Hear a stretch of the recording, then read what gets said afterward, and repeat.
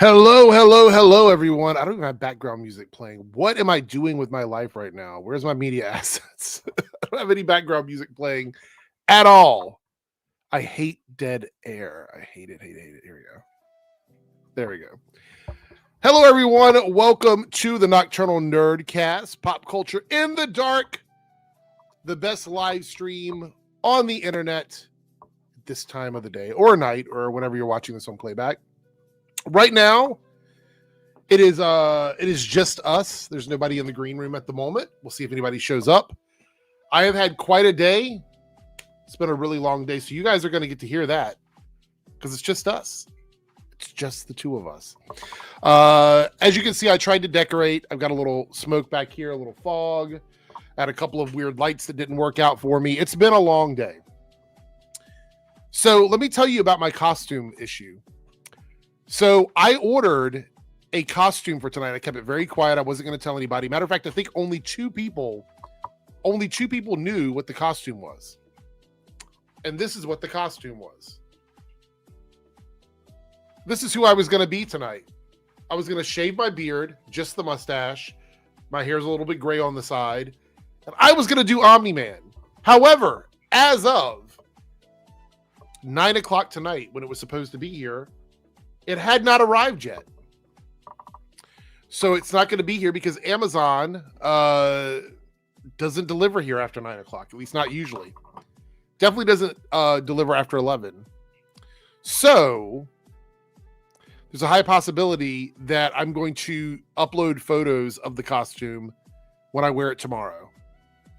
So keep an eye out for that. I might even wear it on stream just for the hell of it. Just for the hell of it.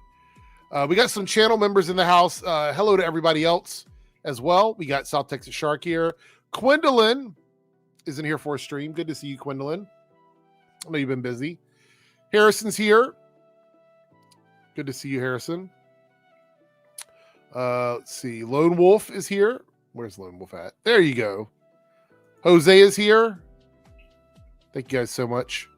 We have a few trailers to look at today. We also have a game. If we have some people show up, we're going to play a game called Trick or Treat. I haven't told anybody about this game yet. So what we're going to do is we're going to spin the wheel. It'll land on a number. And then the next person in line has to do whatever the wheel is. And there's tricks and treat questions. The treat questions are kind, nice core questions. The trick questions are sort of like the worst possible questions you could ever ask for. So we'll see.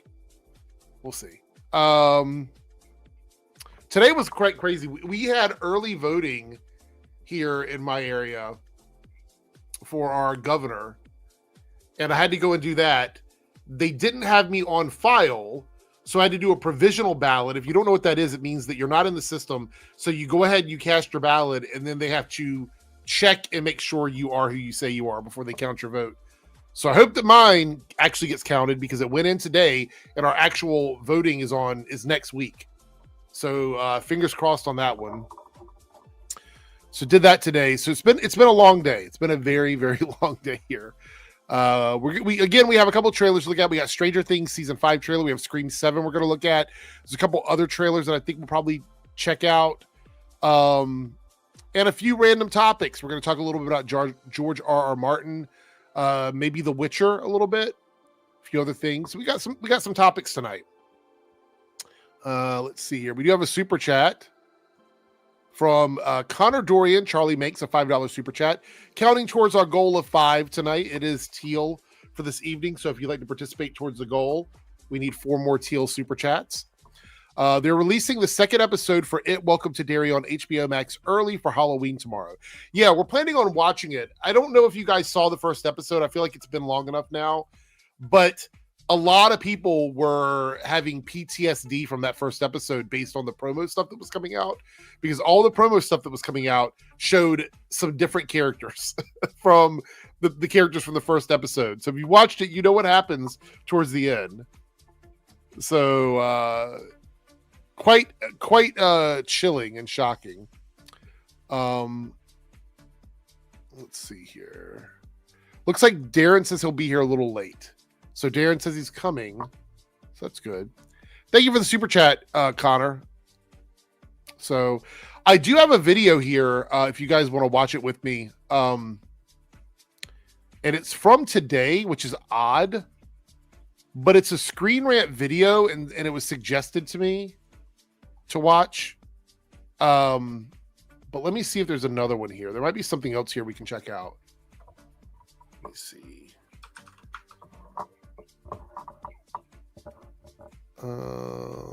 Subs. Go through and see. How is everybody doing, by the way? In the chat, let me know how you're doing. How's it going? How was your day? What are you dressing up as for Halloween? If you're participating in Halloween, what is your costume going to be? What is your costume going to be? I'm very curious what everybody's wearing for Halloween.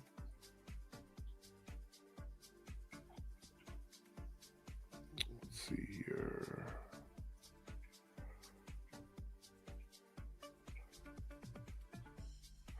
And has everybody watched any of The Witcher yet? Has anybody seen any of the new season of The Witcher? We watched 2 episodes today. We'll watch the rest this weekend.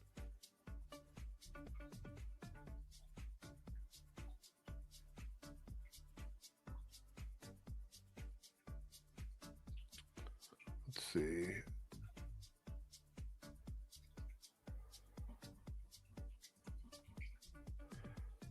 All right, what do we got here? Anybody dropping costumes? Let's see. Jay says, I'm still sick. I was hoping to feel better before Halloween. Sorry to hear that you're sick. Sorry to hear that. Fetman says, I'm not dressing up this year, but my nephew decided to go as Flash. That's good. That's good. How was it? Are you talking about Witcher season 4, episodes 1 and 2? Is that what you're asking about, Gwendolyn? Yeah, the new season dropped to either today or yesterday. I don't remember which day it was. Hot take, I think Liam is better so far. I don't know. Maybe that's not a hot take. Maybe that's a cold take. I think Liam's better than Henry, just to be straight up. Lone Wolf is working, so no costume. Serenity says, waiting for Darren to show up on costume and stream. I know. I feel bad. I really wanted to come as Omni-Man. Can you guys imagine this gut in an Omni-Man suit? Can you imagine the power? The power that would have? Bishop's, you will see some going as Bishop. My wig came in yesterday. It was great. Well, I can't speak for the whole season. I've only seen 2 episodes. Ace of Cards is a cheap Ghostface costume. Bright Light Suicide says, a Sue Storm while I run errands. All right. Peak physique. Yeah, for sure. 100%. All right, we had another super chat here from Lone Wolf. Sent you something on Twitter. I don't know if you want to discuss it at all, but I agree with him. It's only 2 minutes and 36 seconds. But you were, oh, you sent me something. All right, well, let me see what it is. See what you sent over. Did you tag me in it, or did you send it as a did you send it separately? Hold on, let me see here.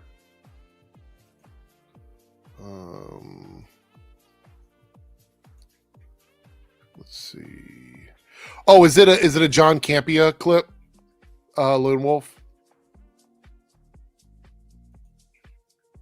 Is that what you're talking about? John Campea clip? It's short enough we can watch it, for sure. For sure. Yeah. Naruto here with the $2 super chat. No costume here. No kids and live in an apartment.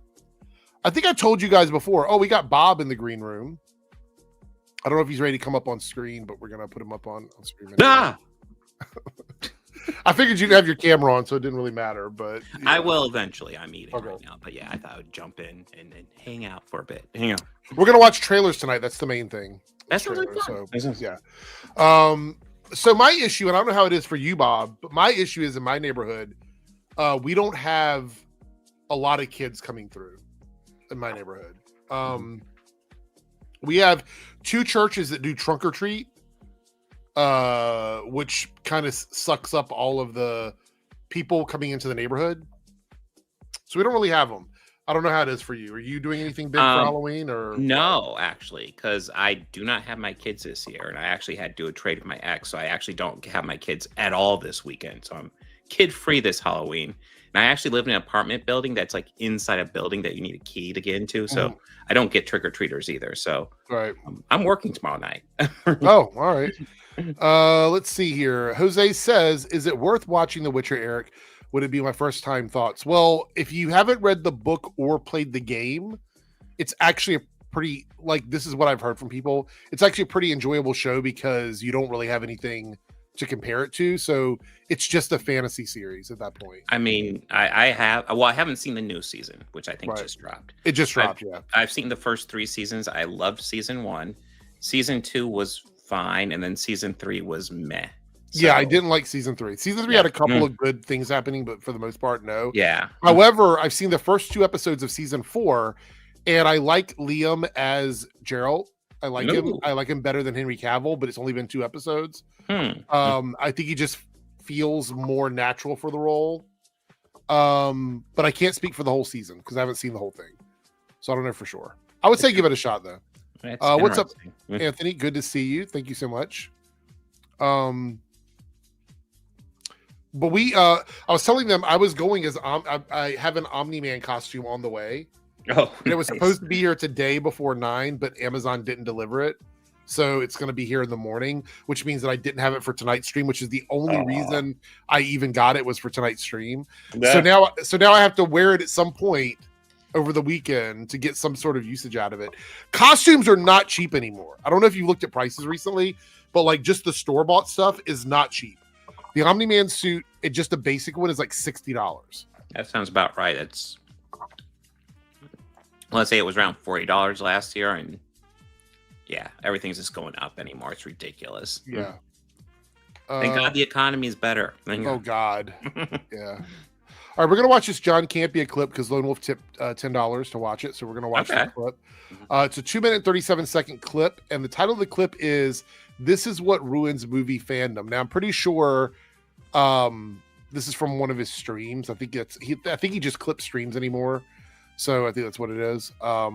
Since we're talking, let me turn down some of this background music. There we go. I usually have it when I'm by myself up a little higher, so it doesn't fill the dead air. Yeah. So here we go. All right, John Campea here. The title of this again is "This is what ruins movie fandom." All right, so let's hear what he has to say. Different people, and art will hit us in different ways, and different things will have more meaning to us and more impact to us, and we should feel differently. That's the point. There are 2 things that are not my job. Number 1, it is not my job to say things that you agree with. Second thing that is not my job, it is not my job to convince you to agree with me.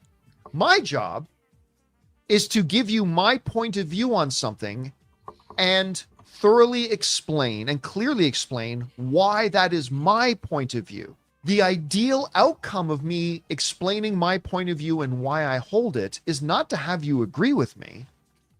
It's to help you sharpen and clarify why you either agree with me or help you sharpen and clarify exactly why you disagree with me. We're not supposed to agree every time. We're film fans. Film is subjective. We're all going to feel different ways about it. And I want to point out, I don't disagree with anything that he said so far. Yeah. I think what he said is pretty spot on. But I want to point out, this is why the echo chamber channels are so bad, because they all fall in line. There's no disagreement there. If you've ever watched any of the streams here with us, if you're in the chat for the first time and you're checking out the stream, or if you've been here for a long time, you will know that if you watch my streams or pretty much any of the streams I ever get on, there's always a variety of opinions about stuff. Like people disagree about the best movies ever or whatever. We do our top 5 list of stuff. There's going to be some overlap, but there's also a lot of stuff that people don't agree on. And I think that makes a healthy dialogue. I think if everything is just nodding yes over and over and over again, it gets really boring. Yes. That's why I don't understand why people watch those channels. Oh yeah, no, it's a I lot mean, of nodding and yes people. especially the live streams where they have like 20 fucking people on, all saying the exact same thing. It's like, what's the point? Yeah. Let's see what John has to say here. That is not a bad thing about film. That is the best thing Yes, about I film. agree with that. Yes. There are too many people online, too many cancerous things online that try to divide things into tribes. You are supposed to love this and you are supposed to hate this. Mhm. And if you come across anybody, I actually want to point out, people have asked me about this before with channels like, at least back in the day, like Emergency Awesome and stuff like that. These channels that sort of love bomb stuff, like it's all ultra positive. There's never any criticism of anything like that, back in the day. And there's still some like that today where everything is just all positive. I feel similarly about them in the sense, like how I feel about the grifty channels, but the difference is love bombing stuff doesn't actually hurt anybody. You know what I mean? And for the most part, like the love bomb channels, well, I don't really think it's the most helpful take. I do believe for the most part, I sense that they're doing it out of genuineness, but yeah, the grifty channels are just bad faith. Just no, I totally agree with that. Welcome, Joe. Good to see you. Hey, Joe. Glad you made it. Hey. In honor of not getting my Omni-Man suit, I wore my Omni-Man shirt because I do have one of those. So I was like, we'll just wear this. I'm wearing Trek or Treat. Oh, so you've got the best one. And somebody asked you last night where you get them from. You're like, Amazon. That's like, or it was on Tuesday night. I mean, Yes. it was pretty funny. Anyway, but getting back to the love bombing thing, I don't like either of those things. Like I don't think just being overly negative all the time is productive. I don't think being overly positive all the time is productive. I think there's always a good balance of being critical and not thinking that everything you love is above reproach, which I think a lot of people feel that way about their fandoms. And that's fine to feel that way. A lot of people are very passionate about their fandoms, and I get that. But love bombing doesn't actually hurt the writers. It doesn't hurt the actors. No. It doesn't hurt the producers. It doesn't hurt the fandom. It's literally something you can ignore. Whereas the toxicity of the anti-fandom, which is what we used to call it back in the day, it's more just grifty now. But the anti-fandom stuff is that they need to convince you to dislike something. That's the problem. Mm-hmm. That's the issue that I have with it. Yeah, it's not enough that it's not enough that they dislike it. They have to get you to dislike it. They have to get you to review bomb that whenever they say, hey, this is the score for this, let's bring it down. They need everybody to fall in line. And that's just not real media analysis at all. No. So, Joe, I don't know if you caught what we're doing. We're watching this clip from John Campea here. It's called "This Is What Ruins Movie Fandoms," and it's Lone Wolf donated a $10 super chat for us to watch it. It's a very short clip, but he's kind of going into detail about like what he thinks is wrong with online discourse around movies. I think I may have seen this. Is this the one where he typed into ChatGPT? Like, what are the problems with movie fandom? I didn't see him type anything. It's a clip from a stream, so I don't know. This is my first time seeing, so I have no idea. Yeah. Let's see. He did one where he asked ChatGPT what they think the problems with movies fandoms are, and ChatGPT came out with stuff like review bombing and all the typical stuff, the misogyny, It was insane. It was like ChatGPT like just knew all of it. We should do a stream. I'm not the biggest fan of AI, but it would be fun to do a stream to just have ChatGPT open or something and just type. Because like you can lead. So this is one thing I've said about AI. You can lead AI to give you the kind of answers you want if you word it a certain way. If you just ask them a generic question without any leading of that question whatsoever, you're going to get the most honest answer from that. But if you're like, tell me why so-and-so is a bad streamer, they're going to give you the reasons why people think they're a bad streamer or why it's a bad movie or a bad TV show. Instead of just saying, give me the public opinion on this person or give me the public opinion on this movie. It's just, you have to learn how to word it.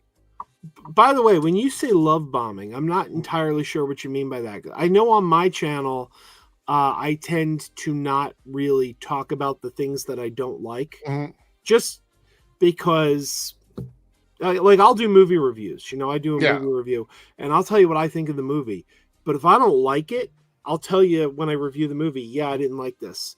But then unless somebody comes in the chat and asks me about it again, I usually don't bring it up again. Like, so I tend to only talk about the things that interest me. Love bombing are the channels where they're just hype channels for things. They don't ever go deeper than like whatever. Like, guess what, guys? Spider-Man pictures came out and these are amazing, and wow, like that's just all it does. These channels that they don't actually criticize anything good or bad. They just sort of put things out there and act like it's the most exciting thing you've ever seen, you know.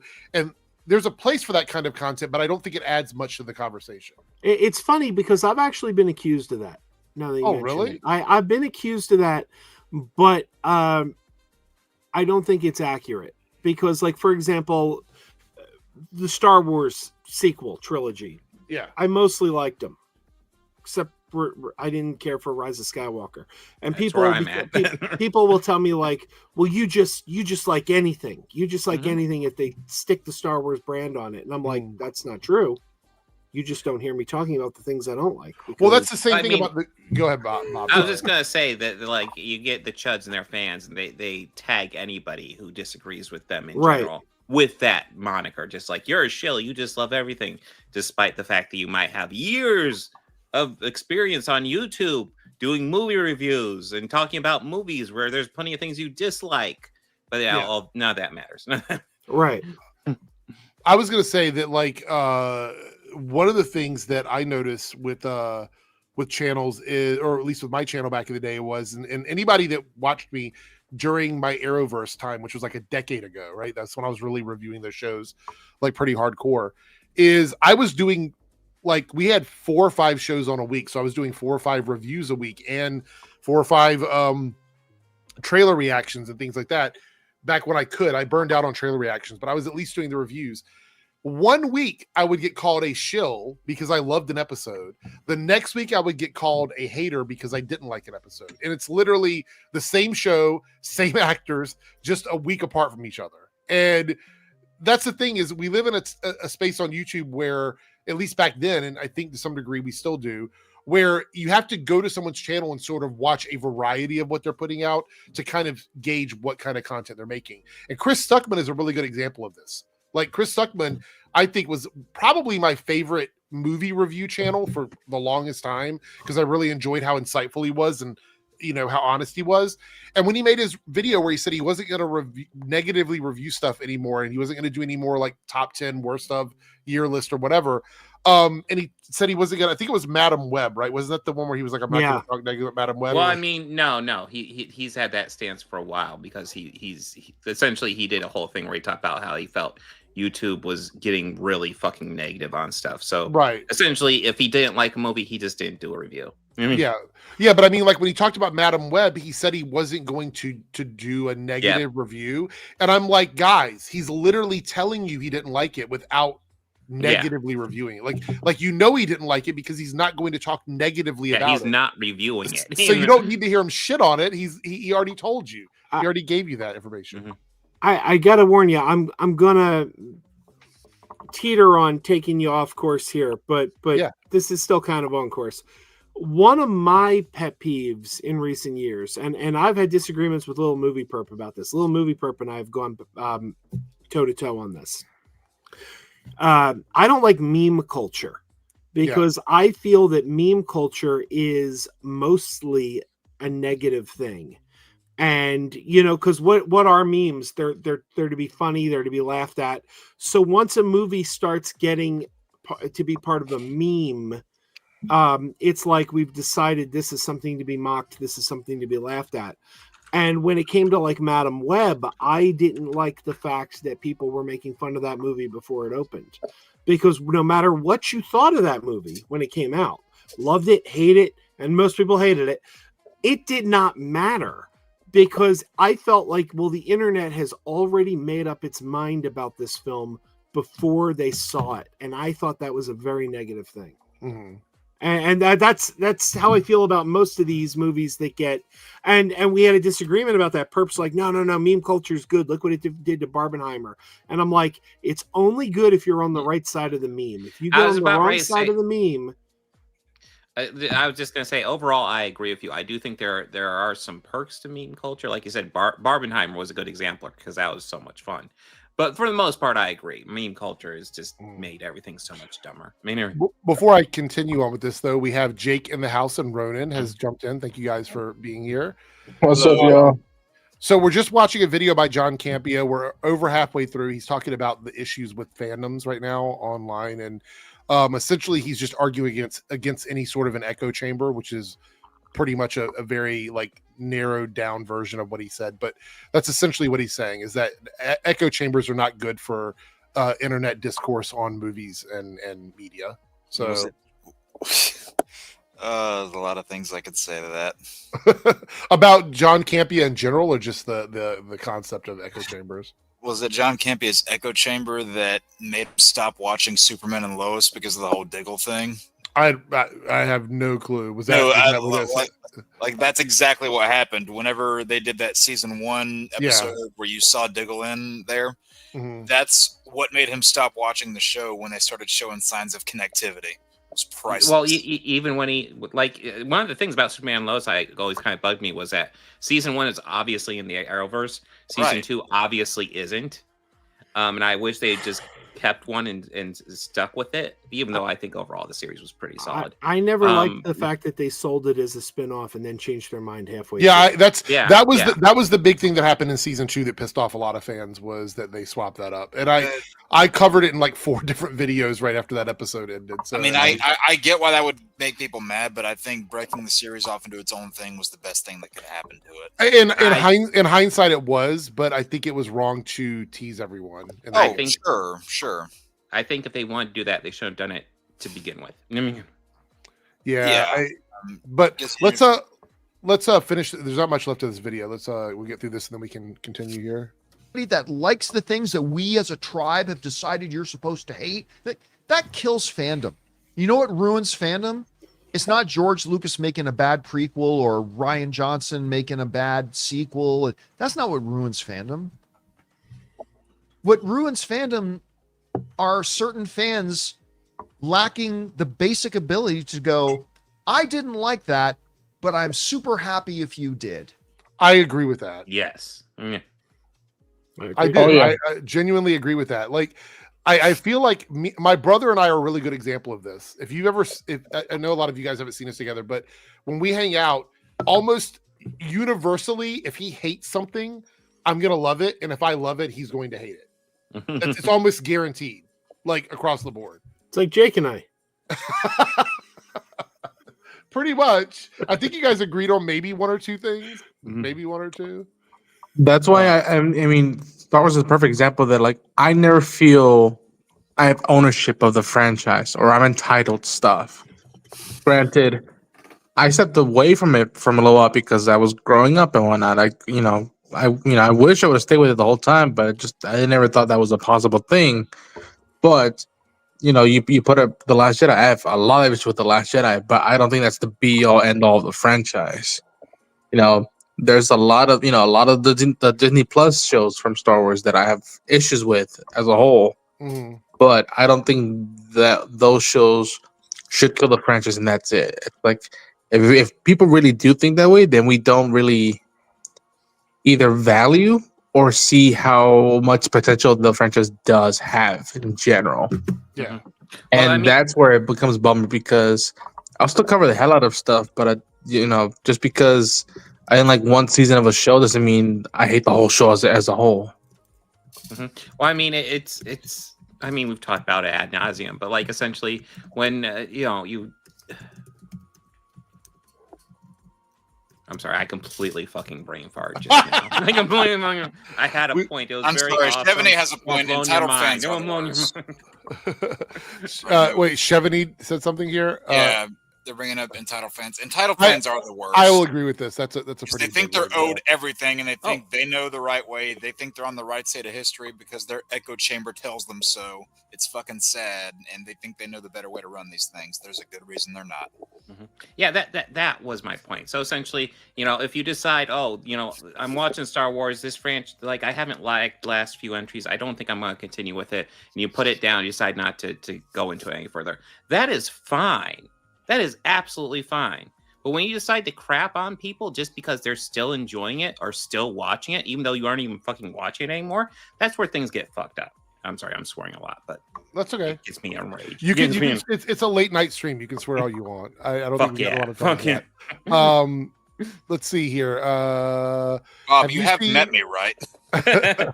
Have you ever heard Robert Meyer Burnett talk about Star Trek? His entitlement and arrogance is so cringe. I could probably let Joe and Bob go on about this for ages with Robert Meyer Burnett, but any thoughts on that? I've said before that Robert Meyer Burnett just disappoints me. I'm like the father, like you know the parent who's like, I'm not mad, I'm just disappointed, because he knows better. Like he got into a debate just last week with Little Movie Perp on Twitter, where he told Little Movie Perp that Star Trek was never about identity politics. And Perp was like, what are you talking about? And he gave him and Perp's not a Star Trek fan. And he gave him a million examples. And I'm just like, and here's the thing, Rob, you know Star Trek. So you knew that. You knew better. That's why this is just disappointing. I was gonna say, I'm not a full well-known Star Trek fan, but look at you. I mean, the identity politics in the 60s. A white dude came up with a show where you put a Japanese American, as a pilot of a spaceship. You have a black woman as a communications officer. You have a Russian co-pilot of a spaceship. You have a fucking alien as the number 2 guy, and who's Jewish, the actor. And it's just it's man, when I hear stuff like that, it's just like people who read X-Men and don't get the X-Men at all, and they're just like, man, how many times were you dropped as a kid? I mean, it's X-Men and Star Trek are like my default examples for franchises that are woke at inception. Now, an argument can be made that X-Men wasn't intended to be woke, but Star Trek 100% was intended to be woke. It was meant to be Gene Roddenberry talking about politics, and that's what he wanted to do. And if you watch the original series, it is so political and in your face about it. I mean, you can even make that argument for original X-Men too, because it was. Oh yeah, no, you can make that argument. It was made as an allegory for racial tensions at the time, so you can. It's clearly been there the entire time. Oh yeah, no, the allegory's 100% been there. Do you remember back in 2000 when people were like, Bryan Singer's taking X-Men and making it about pushing his gay agenda? X-Men about minorities? What the hell? Yeah. All right, so real quick before we watch the rest of this video, the poll is up. We are 2 out of 5 super chats in the Reloaded channel. If we hit the goal tonight, we got some interesting topics. So these are going to be top 5 best mocap performances, so motion capture performances in film. Top 5 best Disney animated characters, so these are individual characters. Top 5 worst fan theories from the MCU or DCEU, meaning things that people thought were going to happen and they didn't. And top 5 worst retcons in films and TV shows. So things that were established that were completely changed for whatever reason during the course of a film series or a TV show. So there we go. And when I said best mocap performances, it can be, because somebody mentioned Andy Serkis, it can be it can be one person that's played different characters. It's more about the way the character's portrayed. That's kind of what the mocap. I mean, you realize you could just make that entire list off of one actor in some instances. Yes. I mean, probably. I mean, Caesar and Gollum have to make the list, right? Well, we'll see. That's if it wins, we'll find out. All right, let's see what else John has to say here. That's what ruins fandom. J.J. Abrams didn't ruin fandom. George Lucas didn't ruin your childhood. What ruins fandom are people with the inability to go, hey, I really didn't like this myself, but if you did, that's awesome. The inability to do that is what ruins fandom. Not the people who just do the best job they can making movies. And sometimes they make great movies. And sometimes they make horrible, terrible movies. But that doesn't ruin fandom. I'll let him finish. Fandom ruins fandom. And that's something that, I think we all need to be, including myself, we all need to be more aware of. I will agree. I don't think any I mean- person can ruin fandom. I think if fandom gets ruined, it is by the fans themselves, unfortunately. I mean, yeah, but I mean, I feel like fandom ruins fandom. It doesn't really mean too much. While overall, I think his point is correct. I think it'd be more accurate to just say, Yeah. essentially, bad faith ruins I mean- fandom. I Man, mean, it's like that analogy that they use in. They use it in Civil War. They use it in a lot of other analogies. Like if you attack the fortress from the outside, all the shots bounce off. But if it crumbles from inside, then it's gone. Look who has arrived in a different location. Hello. What's up? I guess it's gonna be a while before Darren comes out of the closet. Is that your closet? This is my downstairs. I have Oh, okay. I have guests today, and they're sleeping upstairs. Okay. so- Mhm. I'm glad you phrased it that way, Darren. You missed it Yes. because I talked earlier. I had an Omni-Man costume on the way that will not arrive till tomorrow. I was going to Oh. shave my beard and everything. Derek, Yeah. you couldn't have got a costume from a better show. Well, it is. I love Invincible. Aw, How's my audio? awesome. I mean, I'm just giving Ronan a hard time. Mm-hmm. Is audio good? Yeah. Yeah, you sound really good. Yeah, Okay, yeah. cool. All right, we do have a super chat here, and then we're going to watch some trailers. Cameron here with a $5 super chat. Eric, have you seen the Eddie Murphy documentary trailer? Is that new? Yes. I didn't even know they were doing one. Yeah. yeah. Mhm. Yep. Okay.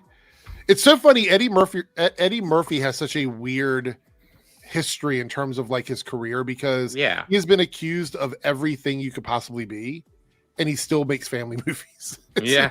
really strange to me. Really fucking strange. I feel And- so bad for Eddie Murphy because here's a guy who can't get a break. Like every time he has a movie that looks like it could be his comeback, it ends up going straight to streaming. Like Beverly Hills Cop 4 should have been in theaters. I really enjoyed Yeah. Beverly Hills 4. Cop 4 Yeah. was totally solid. It was easily the second best of the series. You mean you didn't like 3? Oh, I know. 3 is amazing. Yeah, Oh, the theme park of it all. So all right, so we might check that trailer out if we get a chance, but let's go ahead. And these trailers will 1,000%, 1,000,000% get claimed because one of them is from Netflix and the other one is going to be from, Yeah. I think, Paramount. If it I was think- Disney, we'd be fine. I was about ready to say Oh, I know Disney's what the the only one you Paramount's might gonna be be. safe with, and even then they sometimes do Yeah, it. I mean, they're generally pretty fine because they have the idea, or they have gotten it through their head that, these guys sharing out our stuff and, doing these reactions, reviews, Well- breakdowns, whatever, they go, oh, this is free marketing. Warner Brothers doesn't get that. Well, it's one of those things where it's like when you're watching a trailer, you're literally just watching an advertisement. Why do you have an issue with us sharing your advertisement? When you're...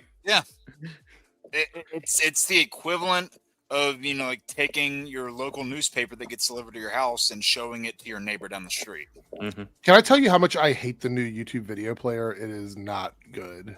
Yeah, it's bad. So bad. Hold on. Has anybody else seen this trailer? I haven't seen it yet. So For what? Stranger Things. No, No, I I've have been busy not. today. All right, let's do this. All right, how long is this trailer? It's a 3-minute trailer. Yeah. So I don't know how much is in here, but this will be the one and only thing I watch from Stranger Things until the season starts. So let's go ahead and see what it's got. By the way, if this is claimed and you're watching on playback, I'm sorry. Is there a time jump in this one? Do we know of? Yes. Do we know how long it is? I forgot. We looked at it the other day, but I don't remember. I think it's either 6 or 8 months. Yeah. Okay. Yeah, I it's not think huge. it's based on how much older the actors are. Well, I think Wi- I know Netflix said they're going to use CGI DH the actors, but I'm like, what? Oh. Are they I in mean, their mid-20s? That that's did not work yeah, I in don't- It I don't Chapter 2. I don't know why you need to do that because, if they're Yeah. made this point more than once, if you're going, for that '80s aesthetic, there's nothing more Yes. '80s than Yeah. having people in their mid-20s. I agree with that. I agree with that. 100%. I'm still confused about or not confused, but I'm curious how they're going to deal with the time jump. Because you literally end the season with the Upside Down coming to Hawkins and this invasion happening. It's all right, so they're going back to high school. How Yeah. are they going to manage that storyline? Well, there we go. Apparently, they're blocked off, just like Walking Oh. Dead or something. He got rid of the really bad haircut. Thank God. Yeah, so they're behind these cages. What's funny is that this is definitely a copyrighted song, so I'm surprised. Oh, yeah. I'm Is she the surprised, fucking- baby. Is she the fucking Avatar now? Yeah, this is crazy. I mean, I'm not gonna lie. With this song playing, I'm partially thinking of Highlander too. Yeah, no, it's just the whole song. Yeah, who was that blonde with the gun?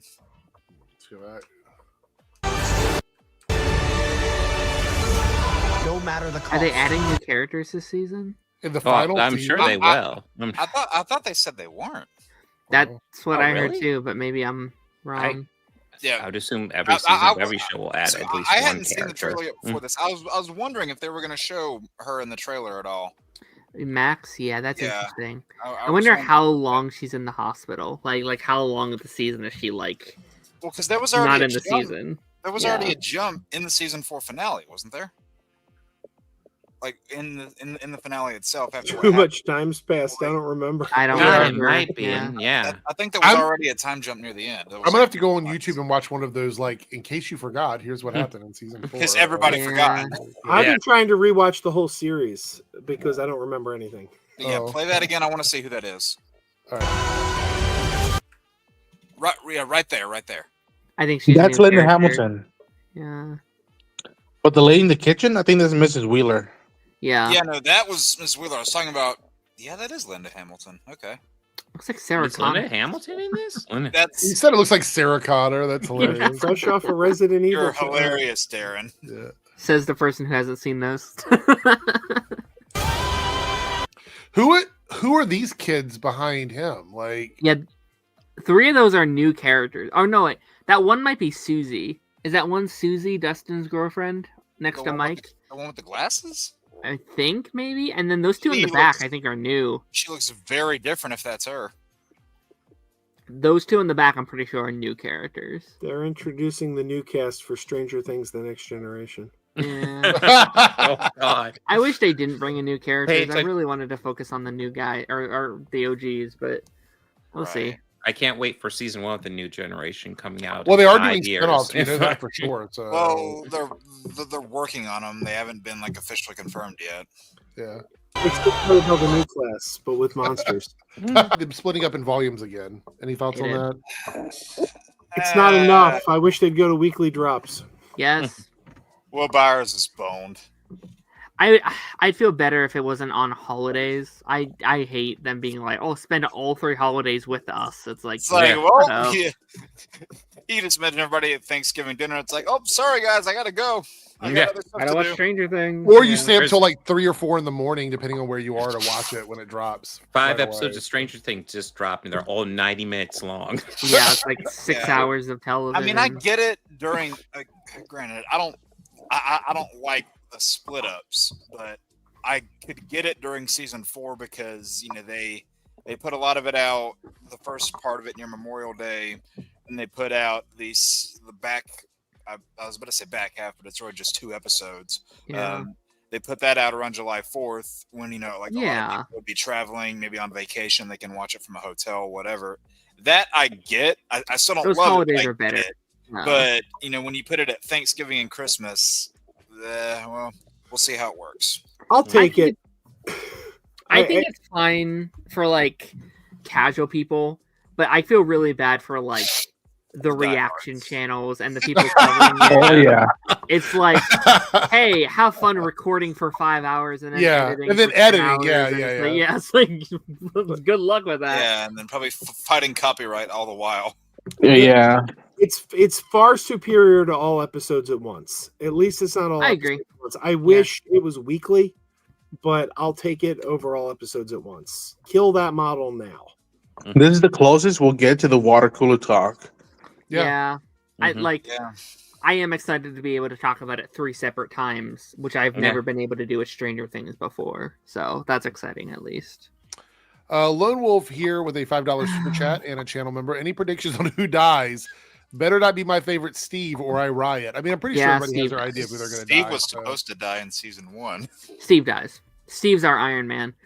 I You gotta think tell you, so? Is that what you're I'm- saying? For real? Oh, sorry. Yeah. Go ahead. Yeah. I'm rewatching the series, and I'm mad at Steve all over again for breaking the camera. So I don't know, right?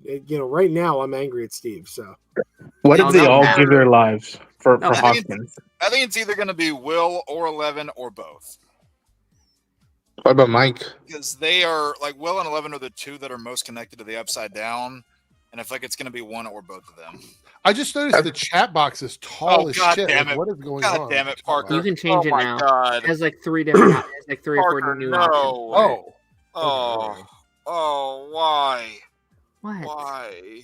Pull up Parker's thing. Oh. that was a surprisingly good movie. What, Did you guys see that movie?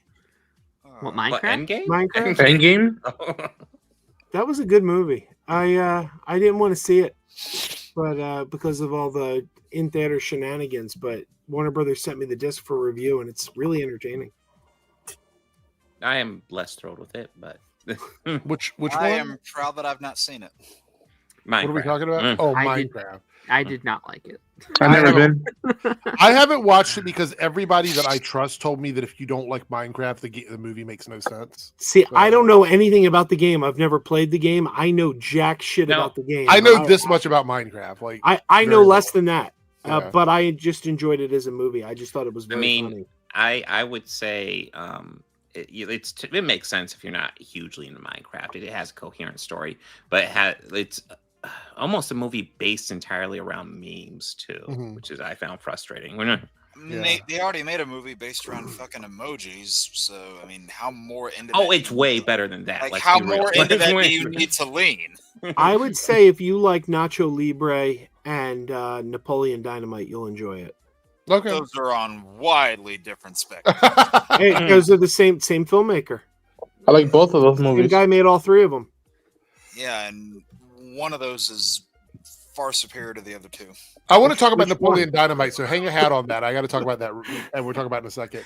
But Big Fieldy here, channel member for 1 month. Thank you for the support, Big Fieldy. Stranger Things has gone on way too long. I think a lot of people agree with that, even though we're excited for Yeah. seeing what's going to happen. I think it's just taken so long to get here. Yeah, you Mhm. It's in took 3 years. It took 10 years to get 5 seasons of TV. And I get it. Stuff happened. Strikes, Yeah. COVID. They had a tragedy in one of their locations back in 2019. So that slowed down things. I get that happened. But I think, granted, I've liked the show for the most part. But I think the Duffer Brothers have been kind of up their own ass dragging this out for as long as they have. Mhm. And the whole thing of, it's going to be done in 2025.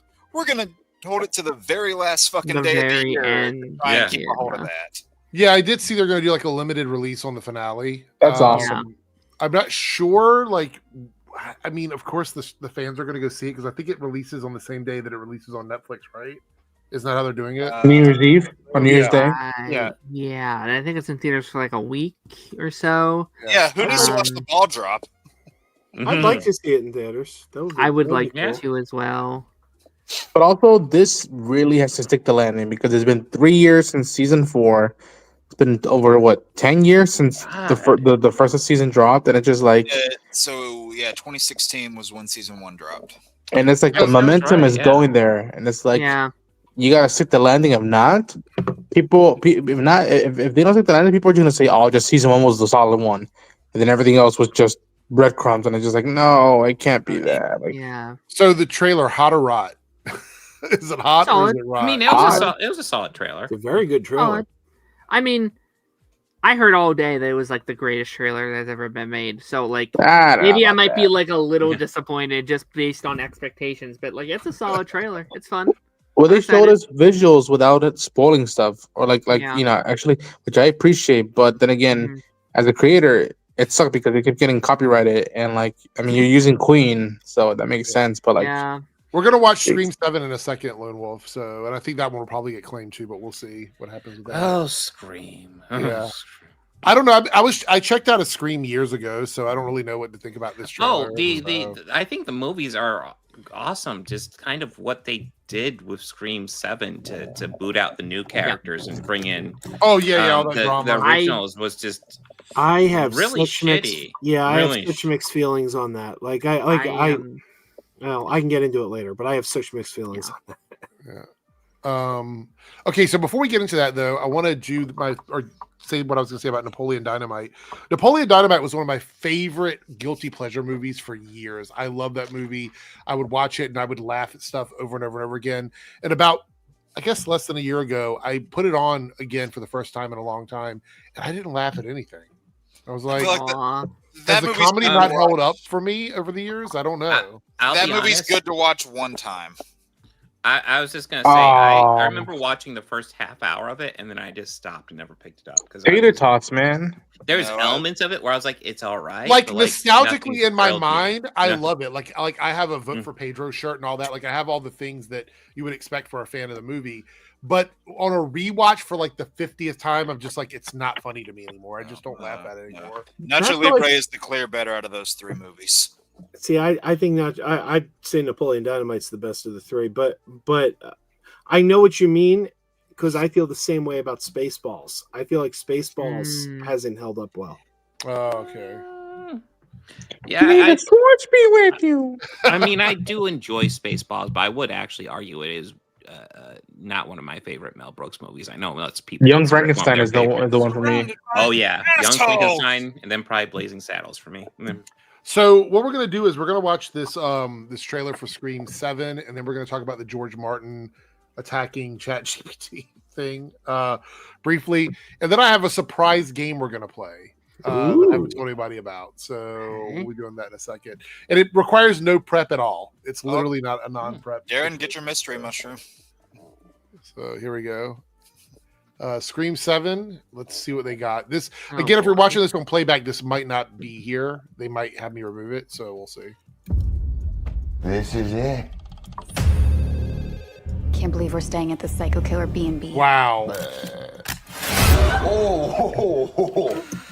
Oh, that's so cool. Oh. It's a motion detector.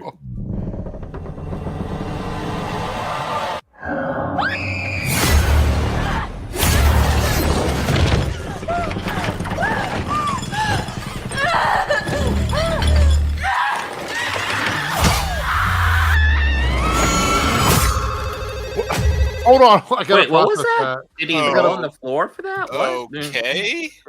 She was falling. He just rolled over and held his knife up, so she fell on the knife. So okay.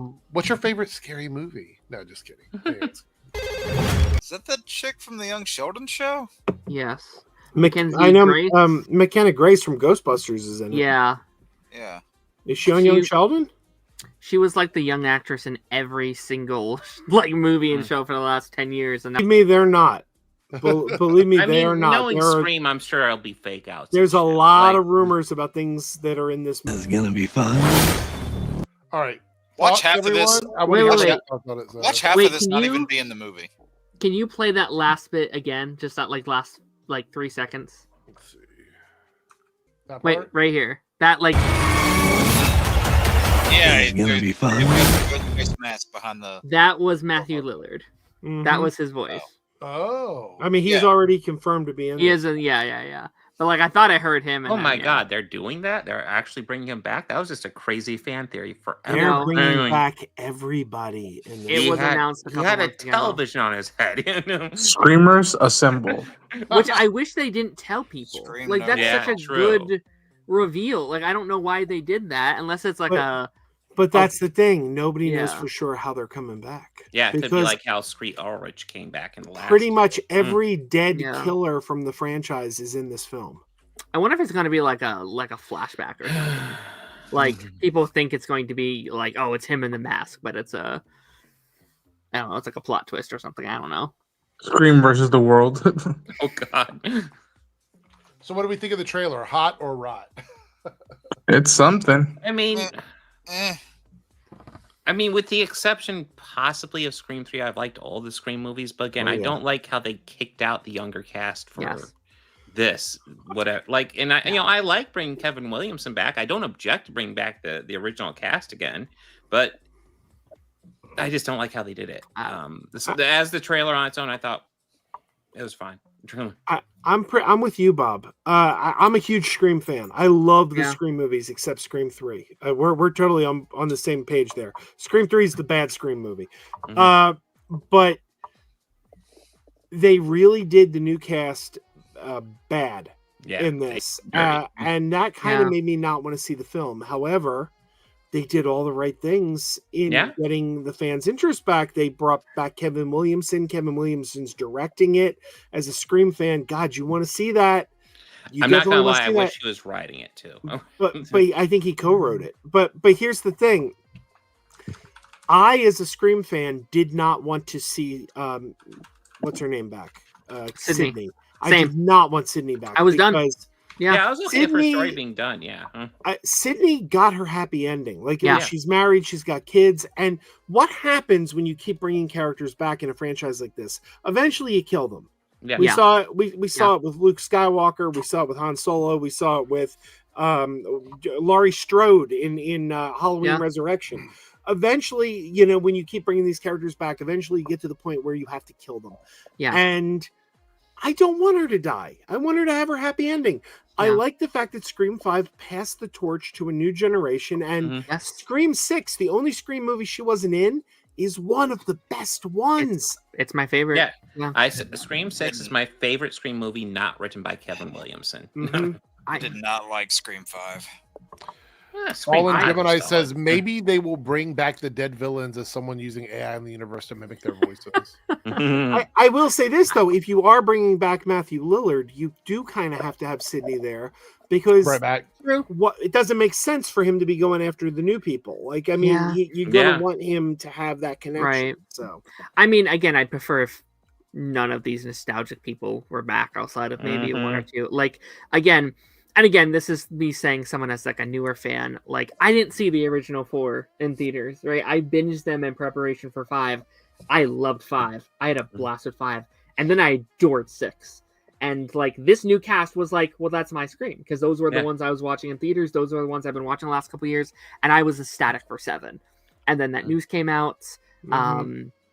And it was just such a devastating time, especially like why it was happening, and Yeah. the situations behind the scene was just disgusting. Mm. And then everything since was them literally like flashing candy in front of us, being like, "Oh, don't think about that. Don't think about that. Here's Yeah. Matthew Lillard and Sydney and all the cast that did come back is a little disgusting to me. It's like, oh, did your friendship mean nothing? Okay, all right, I guess." And I found that stupid how people were like putting some of the blame on Jenna Ortega. It's like, I don't think she was in the wrong whatsoever. So No.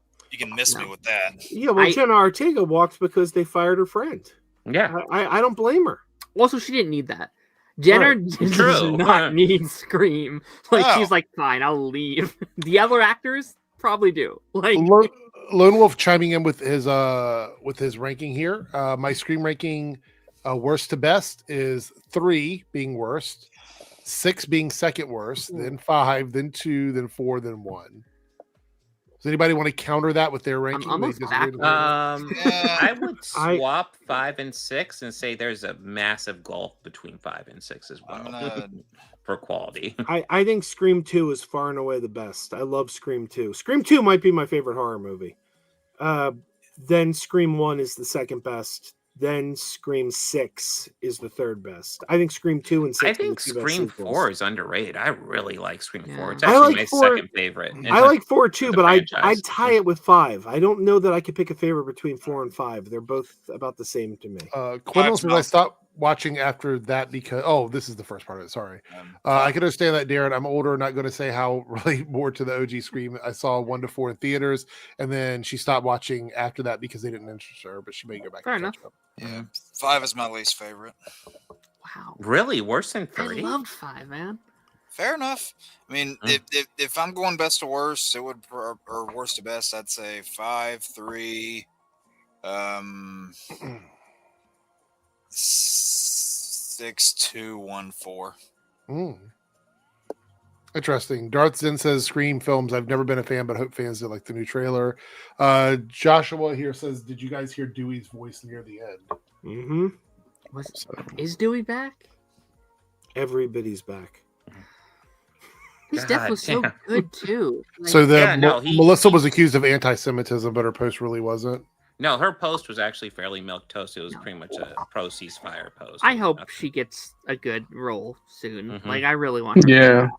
Like, like she got blamed for like being a bad actress in that first movie, and like fair enough, I guess. But she really improved by 6. Like I thought she had really grown as an actress, and I was excited to see her that continued journey in this one. I wanted to like finish off the like trilogy. Like I would have been completely fine with this movie right here if it was 8.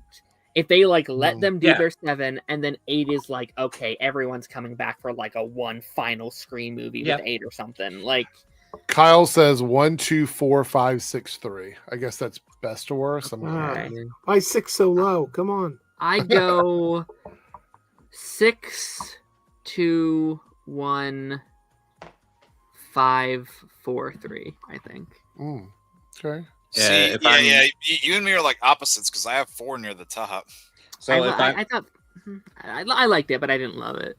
Yeah, okay, see, we're like opposites on 4 and 5. I did not like 5. You love 5. Hey, can we take a moment and tip our hat to Scream 5 for making the fandom menace the villains? So I'll go ahead and do my official ranking. Best to worst: 1, 4, 2, 6, 5, 3. I think that's fair.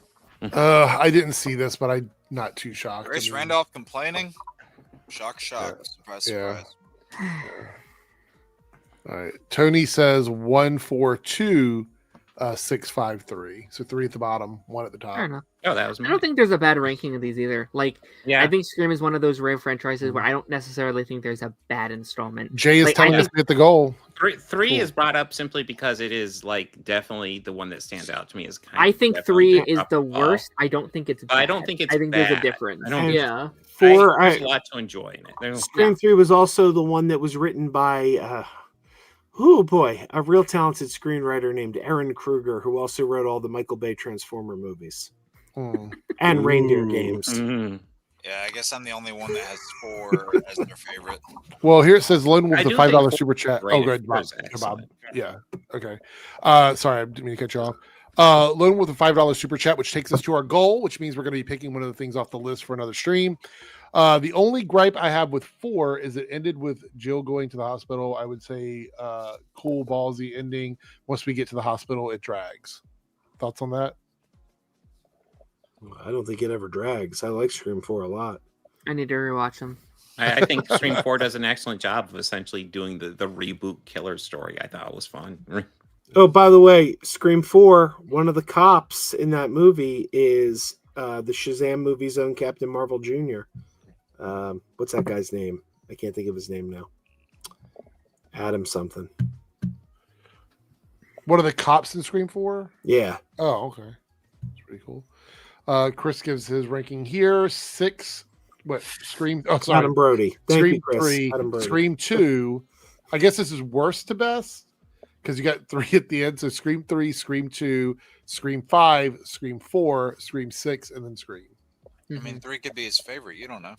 Could be. It's very possible. All right, so very quickly, I want to explain. Starting next stream, we're going to be looking at the rankings in the chat. So right now, for example, we're going to look at our top rankings. The 3 people at the top of the list right now are Lone Wolf, Cameron, and Connor are the 3 at the top. What will happen is in each stream, I will take the top 3. They'll go into a little spinny thing. And that spinny thing will determine who carries on to the end of the month. And then at the end of November, I'll be giving away a signed t-shirt from me from the merch shop, one that's not out yet, as well as 2 other little bonus gifts. So we'll be doing that each stream. I'll remind you guys when we get closer to that. What are they ranked on? What do you mean? On the little XP thing. Oh, chat. Yeah, it's XP. You can actually you can get into the rankings without doing anything at all. You just have to chat a lot. But things like super stickers and super chats do help push you up into the rankings. But you can get rankings from just chatting. So it doesn't actually cost anything. Just being here chatting, you're participating. All right. Now, Darren, just get all 6 or 7 of your alt accounts ready and then just start firing. Oh, yeah, of course. Yeah. So I'll explain it more next. Well, it'll all make sense next week. All right. So we want to talk about this now. Okay. Which is George R.R. Martin. So we sue OpenAI, aka ChatGPT, The judge says they can now. So ChatGPT generated Game of Thrones content similar enough to infringe copyright. OpenAI's motion to dismiss was denied. Thoughts Good. on this? Yeah. Somebody wants to finish off the Winds of Winter, Yeah. but this is dangerous. Yeah, like it. Mhm. If somebody It's wants to like- finish it off, that's fine, but actually fucking write it. Yeah. it's Yeah, like, that. do it yourself. Yeah, this is like if people are aiming for George, any other creative writer is on the board. This is what you call setting like a precedence. Like this will establish what they can do and what they can't do.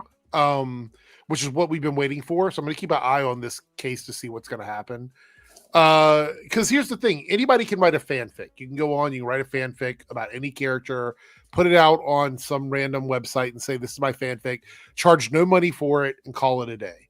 But that's not what's happening here. What's happening here is somebody went into ChatGPT and basically told ChatGPT to write the final book based on everything that had happened previously and the natural progression of the story. So it would get like an accurate sort of ending to the series based on everything that had happened prior to this. And I guess it was close enough to what George has actually written that he felt like it was infringing on his copyright. So that's kind of That's creepy and dangerous. Yeah. Yeah, there was Disney and Universal suing Mjölnir as well. Yeah, there's a lot of AI cases coming up. This kind of stuff is so early on, it's going to force some sort of legislation, which is what I think people are trying to do. Because writers, right now, anybody in the art industry is at a huge risk with things like this not being regulated. And this is a really good example of that. I don't know which way this is going to go. You know, it could end up going into George's favor, and OpenAI has to sort of restrict people from pulling content like this. Or it could go against his favor. They could say this isn't a copyright infringement and people are just using it like a fanfic. You know what I mean? As long as they're not selling it, who cares? I don't know. Any other thoughts on this at all? Or any opinions? Just be careful, George. Be careful. All the other authors, be careful because These are treacherous waters. It's literally the Wild Wild West. Yeah, it's except definitely without the giant robot spider. it's definitely a scary time. I think authors in general is just a dying breed these days, just because books are really hard. Like it's a hard and long and treacherous process. As someone who's friends with a couple authors, it's like, all right, I'm gonna spend 5 years writing what I believe in just for everyone to be like, no, we're good, you know? Right. So the idea of someone being able to, I can do this in like 10 minutes, you know, like I could just type in a thing and it'll write my book for me is a scary concept. It is really scary. But I don't justify it obviously, but I can also understand that like headspace of being like, wait, I can make this easier on myself. Well, that's a lot of writers have said it fixes writer's block because you just copy and paste whatever you've written and you go, hey, where should I go with this? And then it'll like spit out a bunch of ideas. And you're like, oh shit, that's good. I can just go with that. You know what I mean? Well, It's tough because I was just gonna say, if you're just using it kind of like a tool, just kind of like, hey, help give me ideas, and then you choose the idea and you roll with it, that's fine. But if you're actually using it to write sections and shit like that, fuck that. Yeah, no, it's tough because I know people who write professionally for a living, and whenever you're especially when you're in works of fiction, sure you can sit and really think hard about a world and a character you're making, like what makes it stand out, what are its everyday traits, like how do the people in said world get by, like what are their characteristics, stuff like that. It takes a long time to write a compelling world and characters. Or you can just say, fuck it, character has weird thing here and speaks funny, and then you just half-ass your way through a lot of it. And unfortunately, I feel like that's what happens, especially on the video game side of things. You get a lot of writers who have been lax within the last couple of years who don't really care about the narrative that they're writing. And even worse, on the in places like Japan, you get these really bad localizations who take a concept and then use that localization as a chance to put their own spin on it and say, hey, we're going to take this thing and we're going to do what we think can make it better. It's like, no, that's not your job. Your job is to take what's already written and translate it to the understandable language to the best of your ability, not put your own stamp on it because you think you know better. It just pisses me off whenever that happens. All right, we're gonna drop that for a moment. I want to give everybody the list for tonight. So these are the two we're gonna try and do. We might only get one, but we're gonna try to do these. One of them is top 5 best Marvel castings. So actors that you thought were excellent in their roles, and it can be anyone: TV shows, movies, or animated. Voice actors count too. So, okay, and it's not MCU; it's Marvel casting. So, any Marvel project that has happened at any point outside of the comic books is considered fair game. Dallas, I might have to head out because I have to work on something on the house, but Okay. I'll see if I can come back before you all close your stream. But if not, happy Halloween for anybody in the East Coast. And yeah, stay safe out there mañana. All right. See you later, Ronan. See y'all later. Happy holidays, buddy. So, top 5 best Marvel castings and best sidekicks. See, on one side I miss him, but then on the other side it's like, okay, now we don't have to fight for slot entries. Oh, look, I'm eating the words now over here. Best sidekick. Best sidekick, and this counts for anything.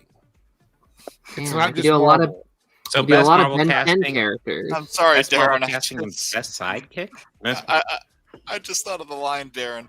Who knows? He might make a good sidekick. What were you saying, Bob? Sorry. So it's best Marvel casting and best sidekick. Those are the 2 lists that we're going to do, and I'll let you guys determine which one we start with, just in case we have to jump out early. But yeah, best sidekick in anything. So it could be comic books, cartoons, movies, TV shows. It is a games, any character that is a supporting character in any property, ever. Okay. So it opens the door for that. But while we're doing that, we're going to play a little game that I came up with for tonight. Actually, before we do that, no, I lied. I do have one more small thing to talk about. Lying's not good. You liar. Yeah. I saw this today and I made a video about it, but I just want to get everybody else's take on this.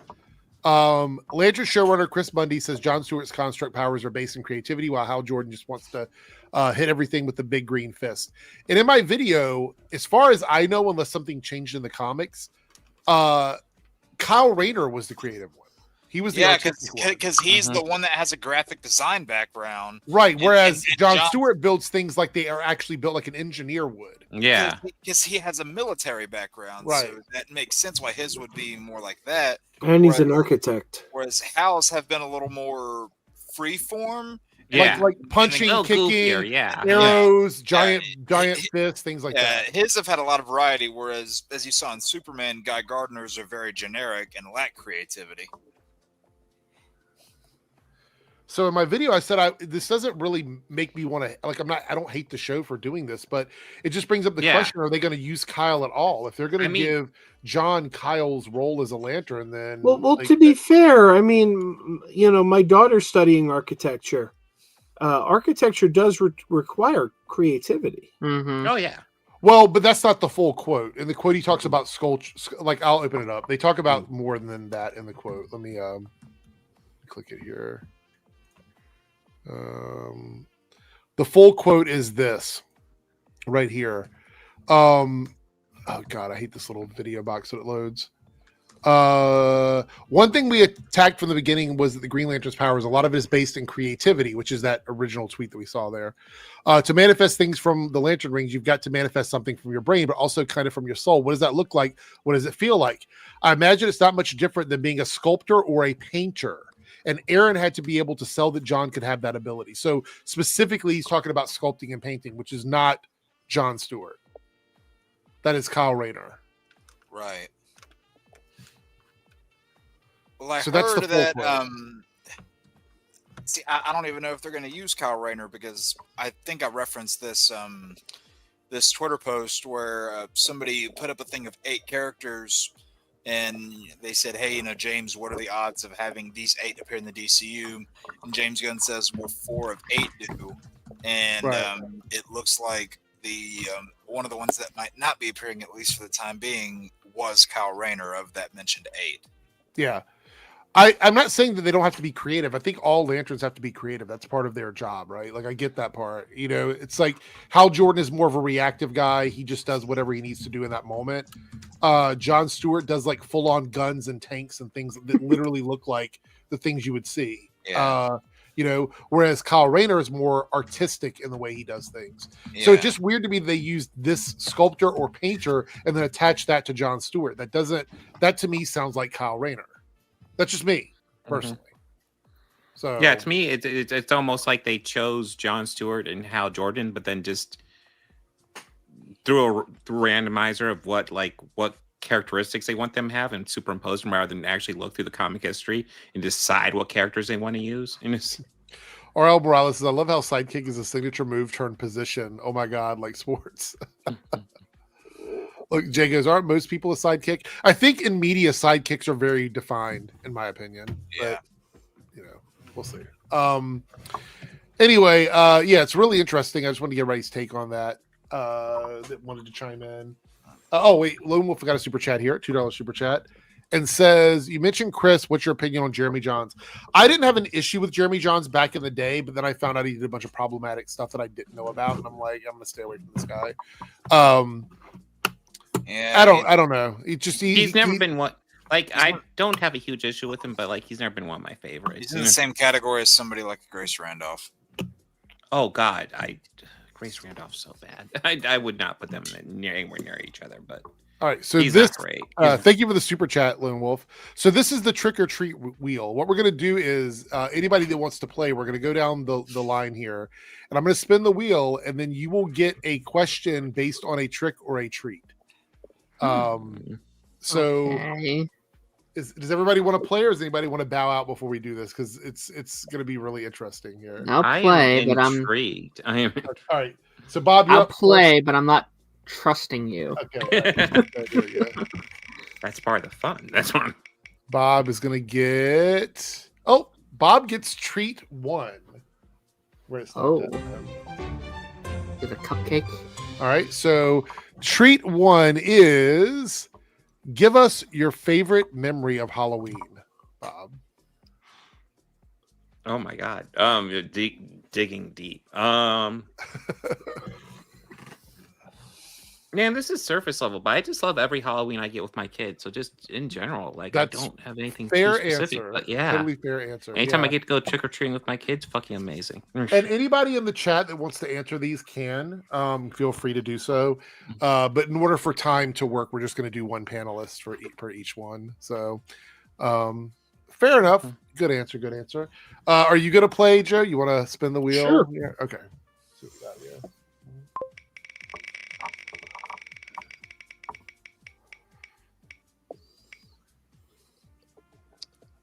Oh. Treat 3. So all the treats are getting eliminated before we get to the bottom. I can see that already. Damn.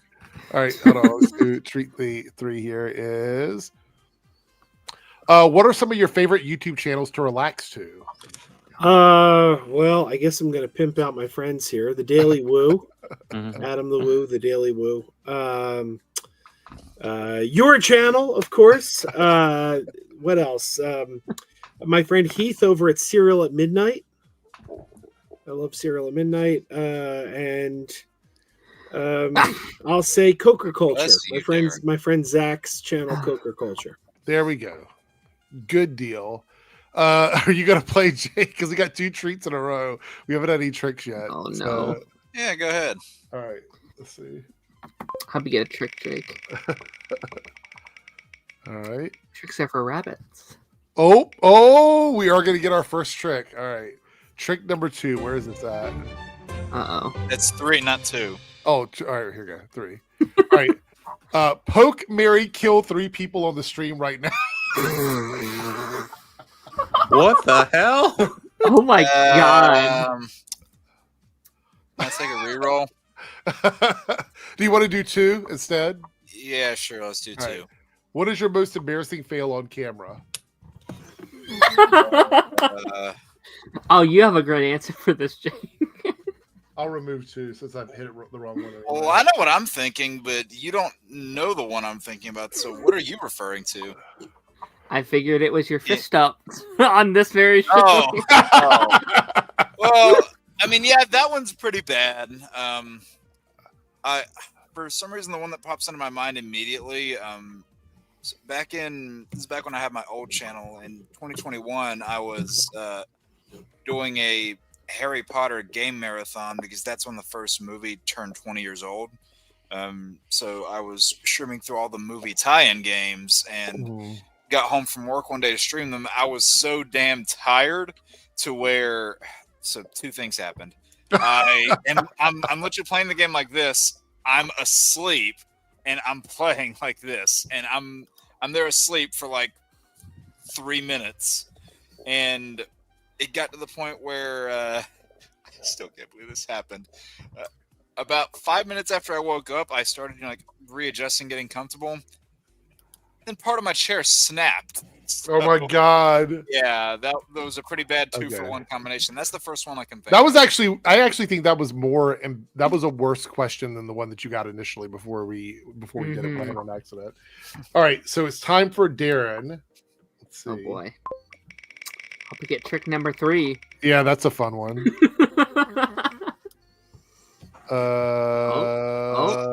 Wait, what is that? Oh, God damn Trick it! number 4. That was All right. You know what? Hell yeah, let's do it. All right. all right, All right. Darren. You have to spend a whole week with one of the panelists, but you have no privacy. Who would it be and why?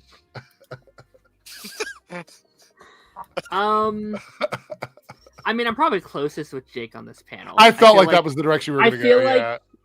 I feel like we basically spend the whole week together anyway because we're doing all these streams anyway. So we'll Right. just spend it watching X-Men and Arrow and shit. Yeah. So that's easy. Okay, fair enough. That wasn't too bad. I knew As soon as I read that out, I'm like, he's probably going to pick Jake. Yeah. I knew it was Darren. All right, so we're back to Bob now. Here we go. I hope Why you haven't get you had to great. do I any want of you. I these? want you to be in Because this I already know the situation. questions. Treat number 2. All right. Are you there, Bob? Yes, I'm here. Okay. Tell us what your favorite Halloween candy is, but when you were a kid. So not currently. When you were a kid, what was your favorite Halloween candy? Well, it's not too far off now. It's not my favorite anymore, but still high up there. Teresa's peanut butter cups. Oh, okay.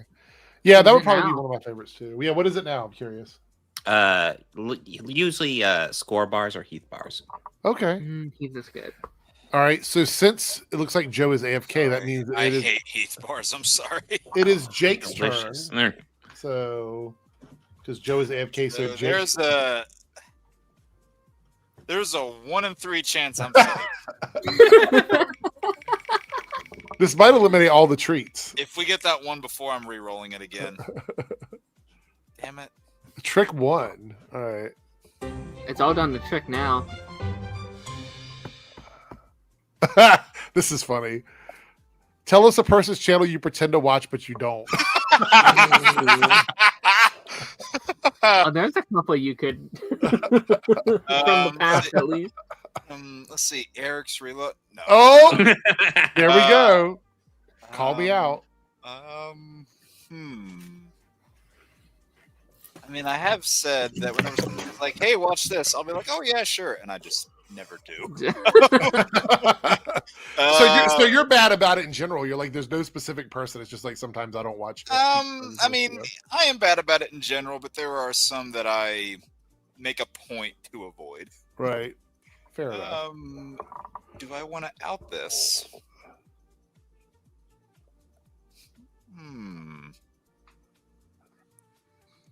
Uh-oh. No, I don't think anyone here knows them. Okay. All right. Okay. Fair enough. All right, Darren, you have a possibility for a treat and a possibility for a trick. All right, Darren, flip a coin. Come on, number 3. You really want that one? I actually don't know what the hell I. Oh, Damn it. Oh god damn it! All right. Ask and you shall So receive. keep in mind the first one is poke, not fuck. So it's poke. Okay. Marry, Okay, kill, that's 3 actually people. okay. Yeah, that's why I put poke there. I was like, I'm not gonna say Okay, fuck someone. Like, that I'm not was- gonna lie. I read that wrong the first time. I thought it said pork. Oh no. So you have to literally poke someone, marry someone, and kill someone. Well, it can't be a virtual poke. It could be a virtual poke. Yeah, could be. Yeah. Okay. I got it. God, if Lance was here, this would be easy for him. Okay, I have. When I say this, there's a reason I'm saying this. Eric, I'm gonna marry you. Okay. But because you always have pizza, you are always ordering pizza. Oh, and so there's I get leftovers. it. Supply and demand. All right, got it. Joe, I'm gonna kill your bad opinions. Not you, but your bad opinions. Good luck finding any. And then Jake, I'll poke you. All right.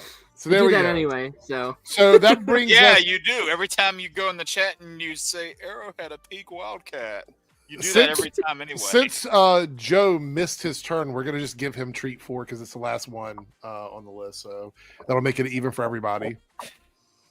Treat 4 is, if you could do one thing to make life better for your fellow YouTubers, what would it be? Oh, geez. A million subscribers. Damn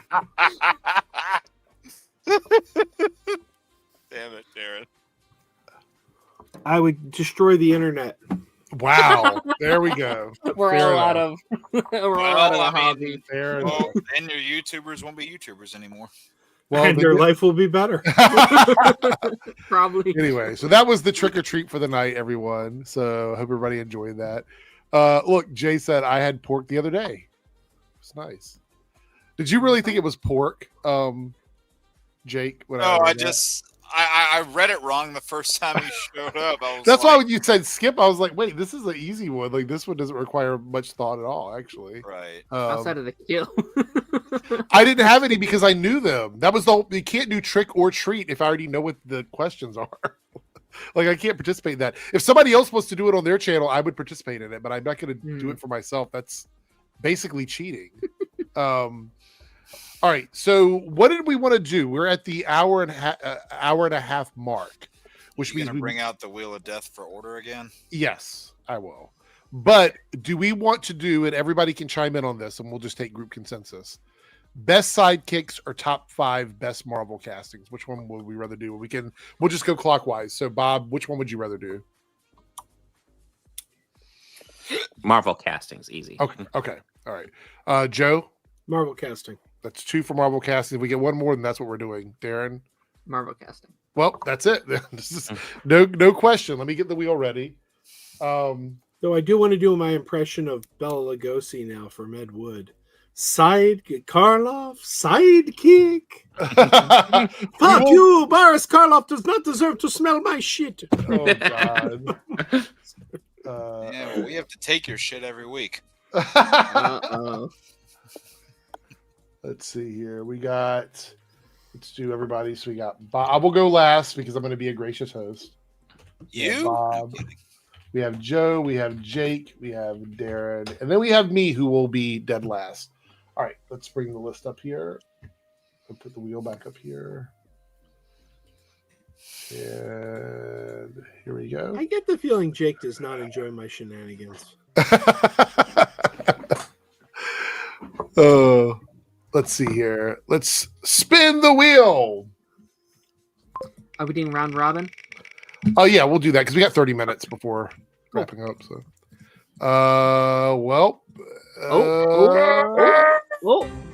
Bob is first. Matt. You don't have to move. Curse you, Bob. No, it's okay. Let's see here. Bob, it's time to engage. Joe. All right, Joe is next. Yeah. All right. We just get to go in order so far. I put Jake break it to keep the same. Oh, nope. You had to jinx it. Oh, there we go. All right, so we do have to move one person. Oh my. That's it. All right, there we go. And that is going to put Darren over by the chat box now. So there we go. All right, so now if Darren were to make a joke about me being last, I wouldn't be upset. All right, so this can be any Marvel casting at all. It doesn't have to be MCU. Well- It can be voice casting. It can be TV shows. It can be movies. It can be Sony. It can be any Marvel casting at all. Well, Jay, they want to, save the best for last. Obviously, that's why I'm last. Oh, Jay over here chiming in. Chat, tonight is going to be very simple. If you like it, it's a pumpkin. So if you like the answers, throw pumpkins. If you dislike the answers, you throw. Is there a candy corn? Is there? Is Is there a there candy corn emoji? I There don't should know. be. I think so. Maybe. I was about to say, if there's not, then you can throw a ghost. Yeah, we could do that. So we'll do pumpkins for good, and then we will do candy corn if they have it. If not, ghosts are bad. So candy corn and ghosts are bad. Pumpkins are good. All right, Bob, go ahead and start out with your first casting. All right. So this is I think I brought this up before. This is probably my favorite season of a Marvel show. I think it did a fantastic job. And especially this actor who I like Oh no. before as a hero. And No. I know I've seen him as a villain, but I think they really I know what this is, I did a think. great job. David Tennant as Kilgrave in Jessica Jones season 1. Just I knocked it out of the felt park. that in my Loved it. soul. I felt that The in my Purple soul. Man. Let me get rid of one. I Uh, think I'm safe for mine. I actually came up We'll with see. 7, so if I Yeah, no, had I one, came I'd up be with like okay. 10. Yeah. I felt like people were gonna have more than 5. All right, Joe, go ahead and give your first one. All right, I'm going to start with my best of the best. Like, I think this is my number one because I think someone else is going to take it because it's that good. I'm going to go with J.K. Simmons as J. Jonah Jameson. God Ah! I knew someone would. Darren's list is going to get destroyed by the end of this. Particularly in the five. Sony films because he had the haircut.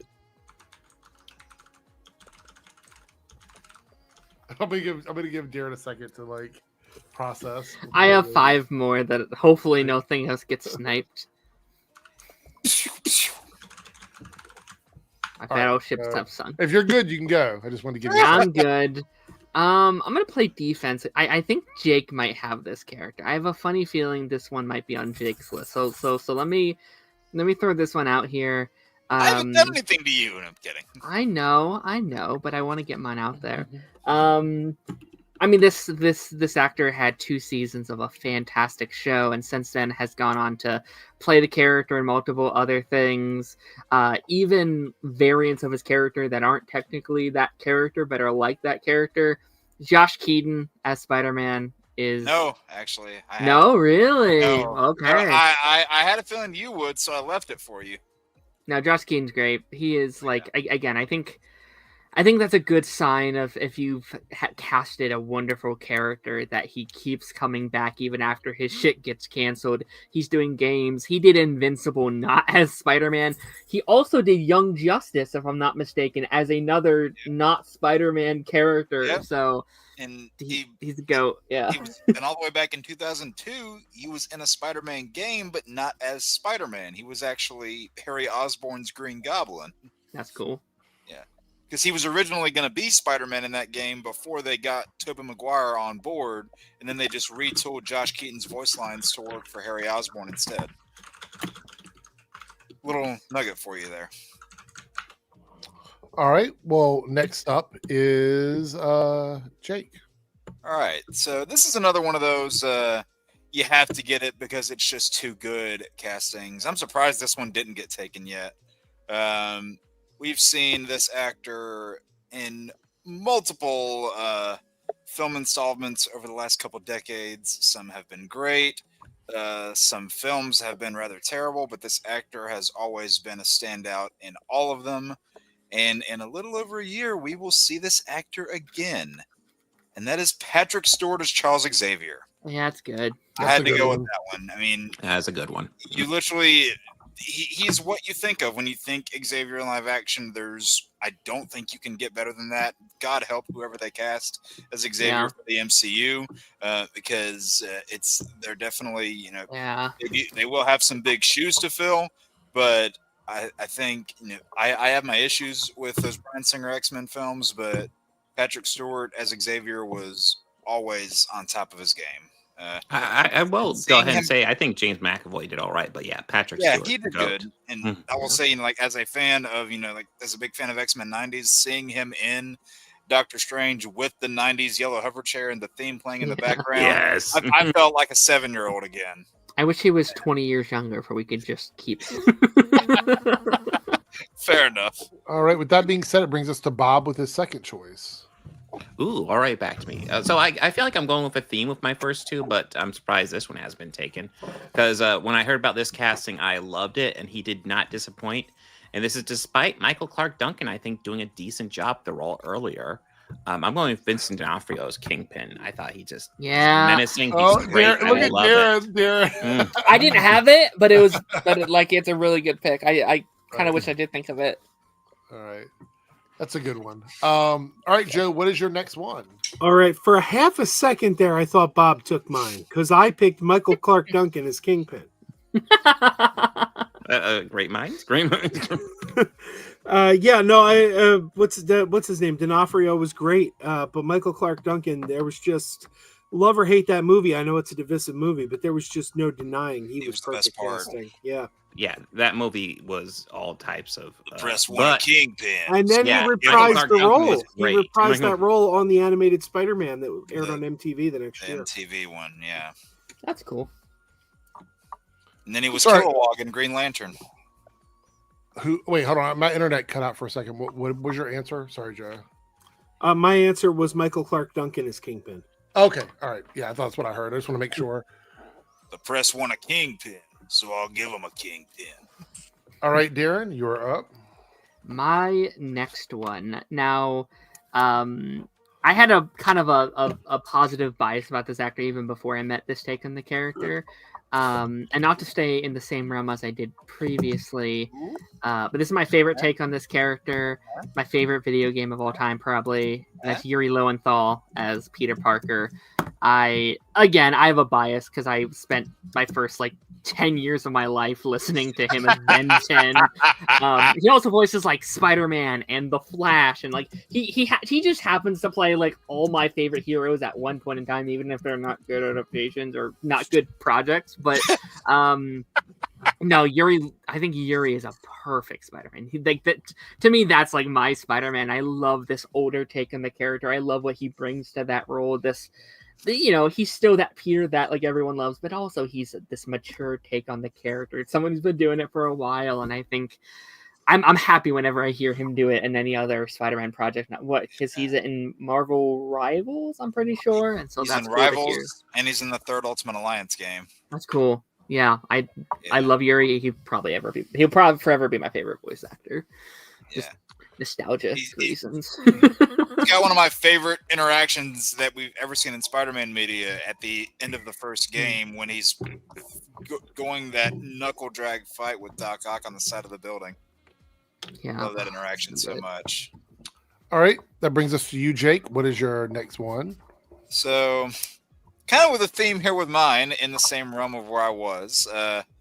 This actor has definitely not played their respective character for as long. They were not in as many installments. But like Patrick Stewart, this is another actor we will be seeing reprise their role very soon.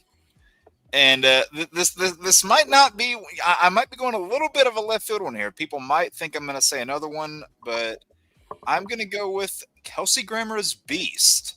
I loved that adaptation. I have a lot of problems with X-Men 3, but Kelsey Grammer is absolutely not one of them. I thought he was terrific in that role. Definitely one of the highlights of the Marvels with that post-credit scene. I'm excited to see him back in Avengers Doomsday. I want to see that character interact with people like a Reed Richards, I want to see him interact with Patrick and Ian again. I want to see that dichotomy. Beast is always one of my favorite X-Men, whether you're talking about the 90s cartoon, X-Men Evolution, Wolverine and the X-Men. I don't think there's ever been a bad Beast until Nicholas Hoult. But yeah, I'm not a fan of Nicholas Holt's Beast. I think he's fine in First Class, but after that, I think he is not great. You prefer him as Lex Luthor, right? No, actually, Really? no. He's so Ugh. good as Lex. Wow. No, but yeah, no. I'm going with Kelsey Grammer as Beast. I absolutely loved him in X-Men 3. Seeing just the agility and the nature of Beast. Like, he had the nerdy science part down to him, but also when it came time to get serious and get shit done, he was a brutal adversary. He was a beast. Yes, he was a beast. He was a bright spark in X-Men 3. Right. Yes. All right. So, Bob, what is your third choice? This one might be kind of a hot take, but I don't know. This guy's been playing this role forever. It's not the most comic book accurate take, but I love what he did with the role. And he's made it kind of his own, almost to the point where the comic book sometimes apes what he does. And I'm gonna go with Hugh Jackman as Wolverine. I knew that was coming. Saw that coming. Yeah. Mm-hmm. Fair. All right. Was that on your list, Jake? No. But I did see it coming. I again, that was one I left off because I knew someone would. All right, Joe. What is your third choice? By the way, Jackman was also on my list too, almost on my list, but I knew someone else was going to pick him. But he does have the record for playing the most screen appearances of anyone as a particular superhero. So, all right, here's one that I think actually, if they bring this character into the MCU, I think they should keep the casting. They don't often keep the casting, but I think they should. And that is Doug Jones as the Silver Surfer in Fantastic Four: Rise of the Silver Surfer. When you need mocap, there is nobody better in the. And we talked about best mocap actors. Spoiler alert: this may be on that list too if we do it. There's nobody better in the business than Doug Jones. Doug Jones is he's a treasure. And he was great as the Silver Surfer, except they didn't let him read his own dialogue. Yeah, I know. I was about ready to say purely a physical performance. Purely, and you see him in Star Trek, and he's a fantastic actor. I love Doug Jones. The one great thing they did in Hellboy 2 was finally letting him get to speak for himself, because in Hellboy 1 they dubbed him over with Niles from there's that story behind that where David Hyde Pierce was cast for star power, and when he found out why he was cast, he asked them to modulate his voice to sound as much like Doug Jones as possible and refused to take credit. Wow. All right, Darren, what is your third choice? My third choice, rip J.K. Simmons, because that definitely would have been on mine. But besides that, I'm not as into the Raimi movies as some people on this panel. I think most of those takes on the characters I can take or leave. But Jake, one of the other ones that I thought about it, but I'm not. Would be very, very hard for me to see in some of these roles, because I rarely think that. I think almost anyone can play any character at some point, and I don't believe that there's only one. But William Dafoe as Green Goblin's going to be really, really hard to see take on that role. Of course, there have been others. There have been others that have tried, and there's been great versions of them too. But his gravitas, his performance, especially recently with the newest live-action Spider-Man movie, I was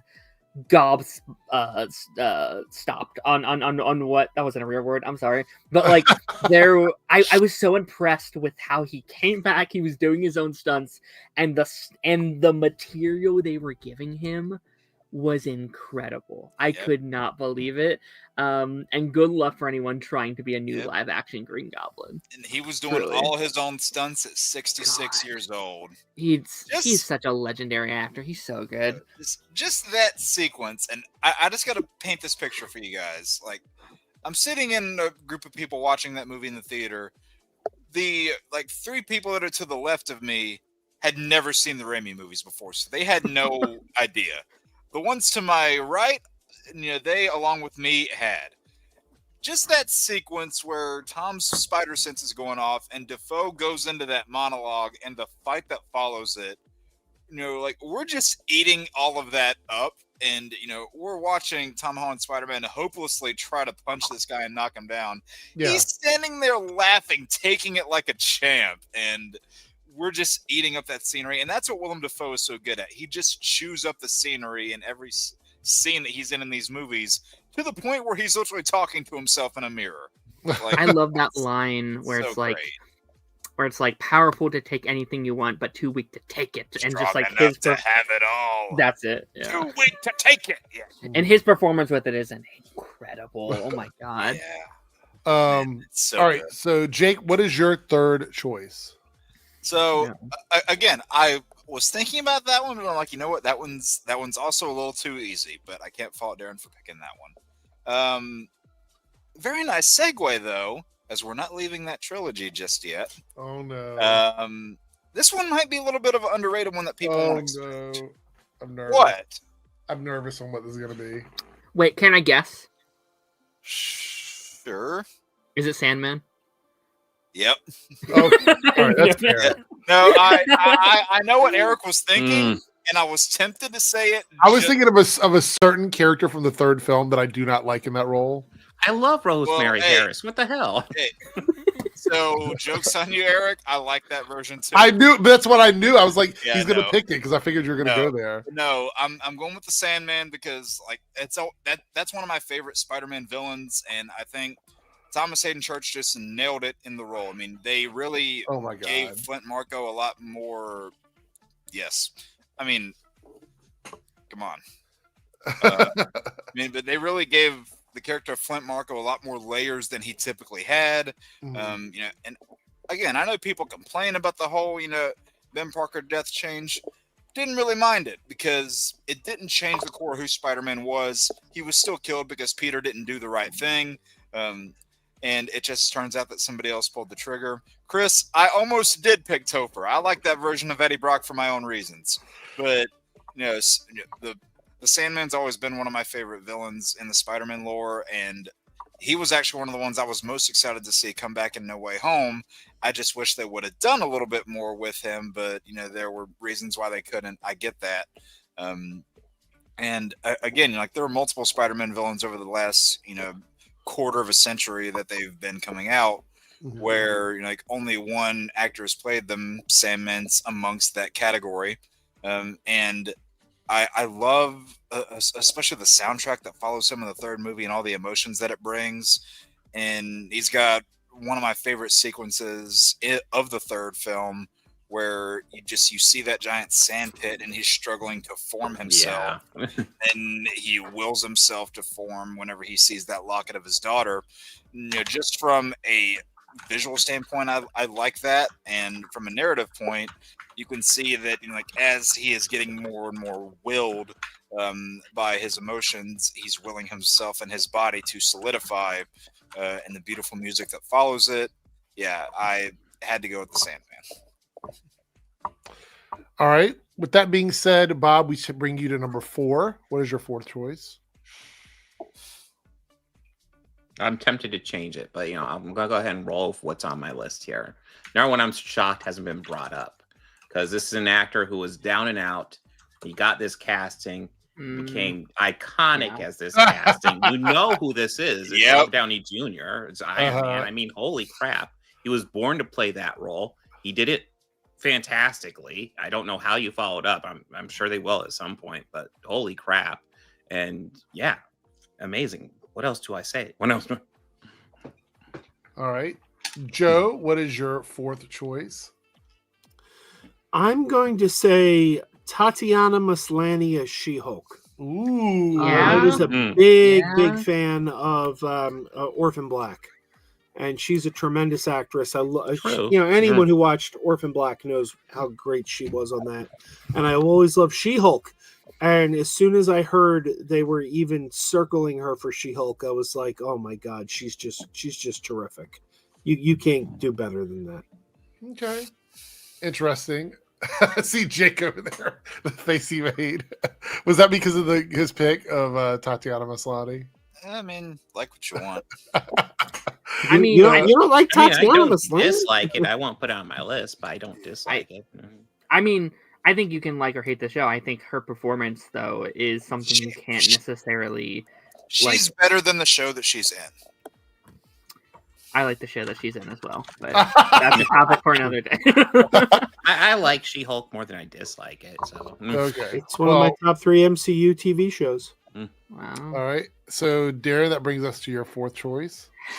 Well, Jake, I was trying to wait for you to pick this one. 'Cause I thought this one may be on your list. And you, I'm almost positive you have a way more history with this actress than I do. Yeah, damn it! It was gonna be my next one too. Fuck. And please correct me if I get the actress's name right, because I'm not good with voice actors. Does it start with an L? No. No? I think it's Allison Smith who plays Storm. Oh, Allison Seeley Smith. Okay. Yes. Yeah. Yes. Oh, yeah. Who plays great. Storm Oh, yeah. in the X-Men. I love that they brought her back. Yeah. She started in the 90s in the third 90s. season because there was a different voice for season 1 and 2. Oh, really? Yes. Okay. Didn't know Well, that. well, okay. So that makes it even better because I didn't know. I didn't notice, and when, and that's the same actress who did What If season 3, right? Yes. Yep. Her presence is so immaculate. I just hear like a sliver of her performance as Storm, and I get goosebumps. I get shivers up my spine. She has such a presence when she enters any scene, especially with what the like dialogue they were giving her in 97. Holy shit, there is so many incredibly just like chilling lines, and like especially with her little arc that she has to go on, and how she's like, I can't feel the wind beneath my finger, like that stuff is so And when the incredible. lightning strikes outside and it scares her. Yeah. Man, I don't know. Yeah, she has one of the best exchanges in that show when she's talking to Jean near the end. You know, make them mind your weather and you make them weather your mind. So Holy good. shit. I can't wait to see what they give her in season 2 now that she's fully back. Like she's fully part of the team again. I can't wait. Yeah, I mean, you said that I have more of a history with the actress, and you're kind of right. I figured you had met probably most of the cast. Yeah, the only ones I haven't met at this point are AJ Locascio, who is the 97 Gambit, and Jennifer Hale. They're the only two I haven't met. That's cool. So going on a segue again, apparently me and Darren are good at this. I got really scared for a second because he dipped into another one of my favorite worlds, if you will. This is another person from the X-Men animated realm, someone that I've actually met on multiple occasions, and I would actually say that I am on very friendly terms with this person, if you will. Probably the person that I've met the most out of that cast, or that I've met the most accurate and initial one, because I've seen them at multiple things after that, and that is Lenore Zahn as Rogue.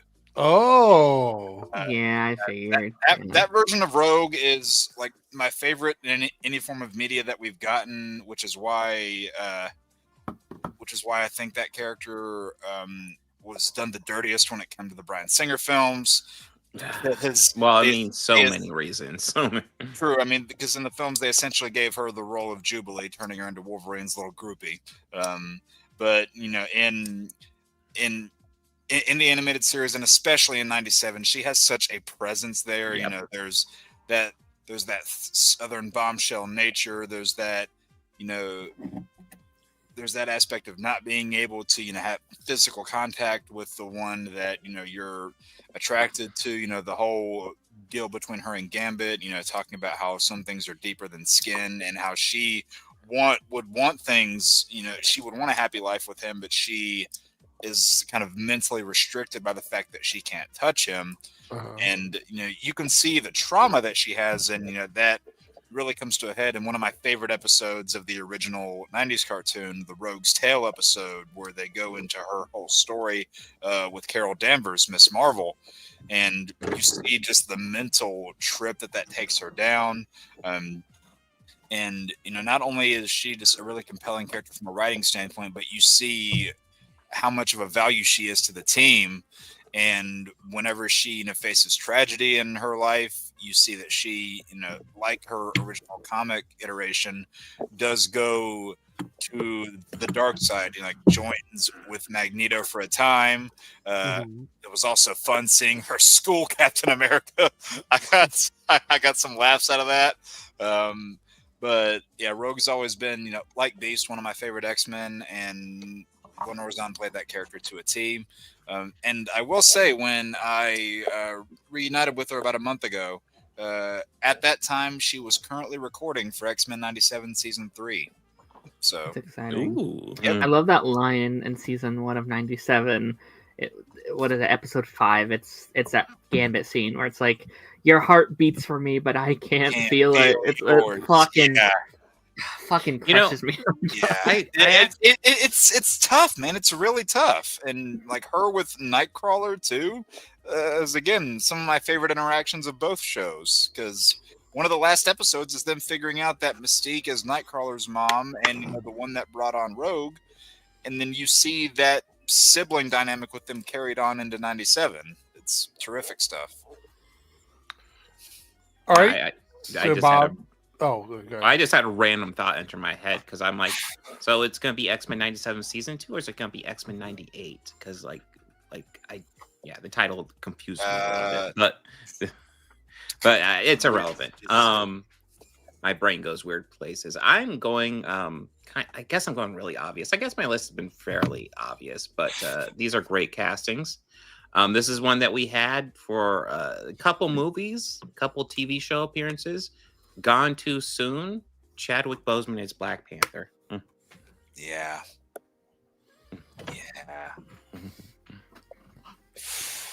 Yeah. That's. I mean, he kind of made the role. He was faithful to the comic book, but kind of did his own thing, and I don't know.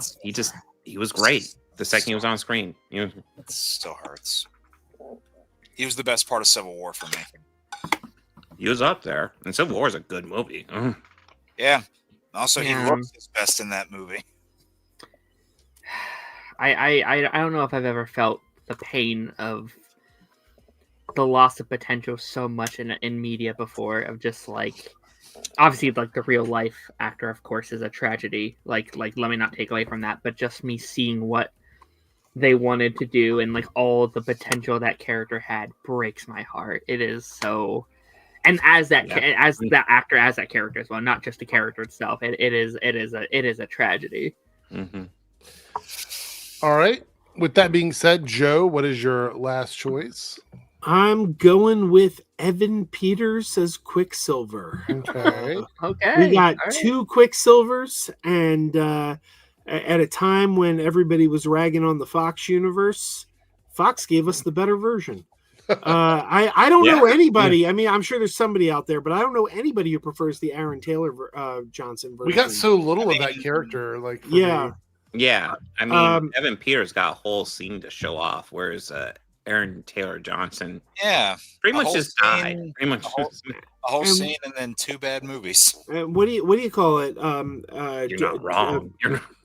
The Days of Future Past, he had the show stealing scene in that movie, and then they made it even better in the next one. The next one with the Eurythmics, it was even better than the last that was a great one. Scene. Yeah, bad movie, but great scene. I disagree. I love that movie. And then in Dark Phoenix, they didn't know what to do with him. And that's the only thing. It's like I wish they had just done it one more time. Give us, I don't care that you did it twice before. Give it to us one more time in Dark Phoenix. It's disappointing they didn't. Okay, well, Darren, that brings us to your final choice. Oh, you're muted. Sorry about that. All right, my final pick. This is a newer actress. We've only had her a couple of projects now, but I already think she's one of the greatest castings in a comic book media of all time. I know what you're gonna say. To the point where, like, I think like Brie Larson literally made a comment this week, being like, "Well, that's just the character, and that's Amon Bavalani, Miss Marvel. What a ray of sunshine." Yeah. I don't care if the project's bad. I don't care what she's in. I have a smile on my face anytime that character is on screen. It's not comic accurate. Fair enough. I understand. I don't give a fuck. She is so good as that character. I enjoy her so much, and I greenlight 10 more seasons of her show, and I will be there. I'm so excited to see what she does, and I guess whatever's next, because we don't quite know where she's appearing next in the MCU. Yeah. But I hope she's at least in Secret Wars, where she can have all her like fangirling moments with all the Avengers together and stuff like that. Yeah. Well, I do find that people complaining that the MCU isn't comic accurate. It's like, were you ever a fan of the MCU? Because it's never been 100% comic book accurate. I've been paying attention. They've always cherry picked. It's like we're taking this one Mm. thing and using it, and then everything else we're doing our own thing. There's nothing more hypocritical than the people who only get their knowledge from watching movies try to judge the people who actually read comics. And in fairness, like, I do understand the frustration, especially for that character, because I do know it's a pretty big, at least in her power set, it was a pretty big change. But if I'm just looking at the MCU and not what had come before, I love the individual character.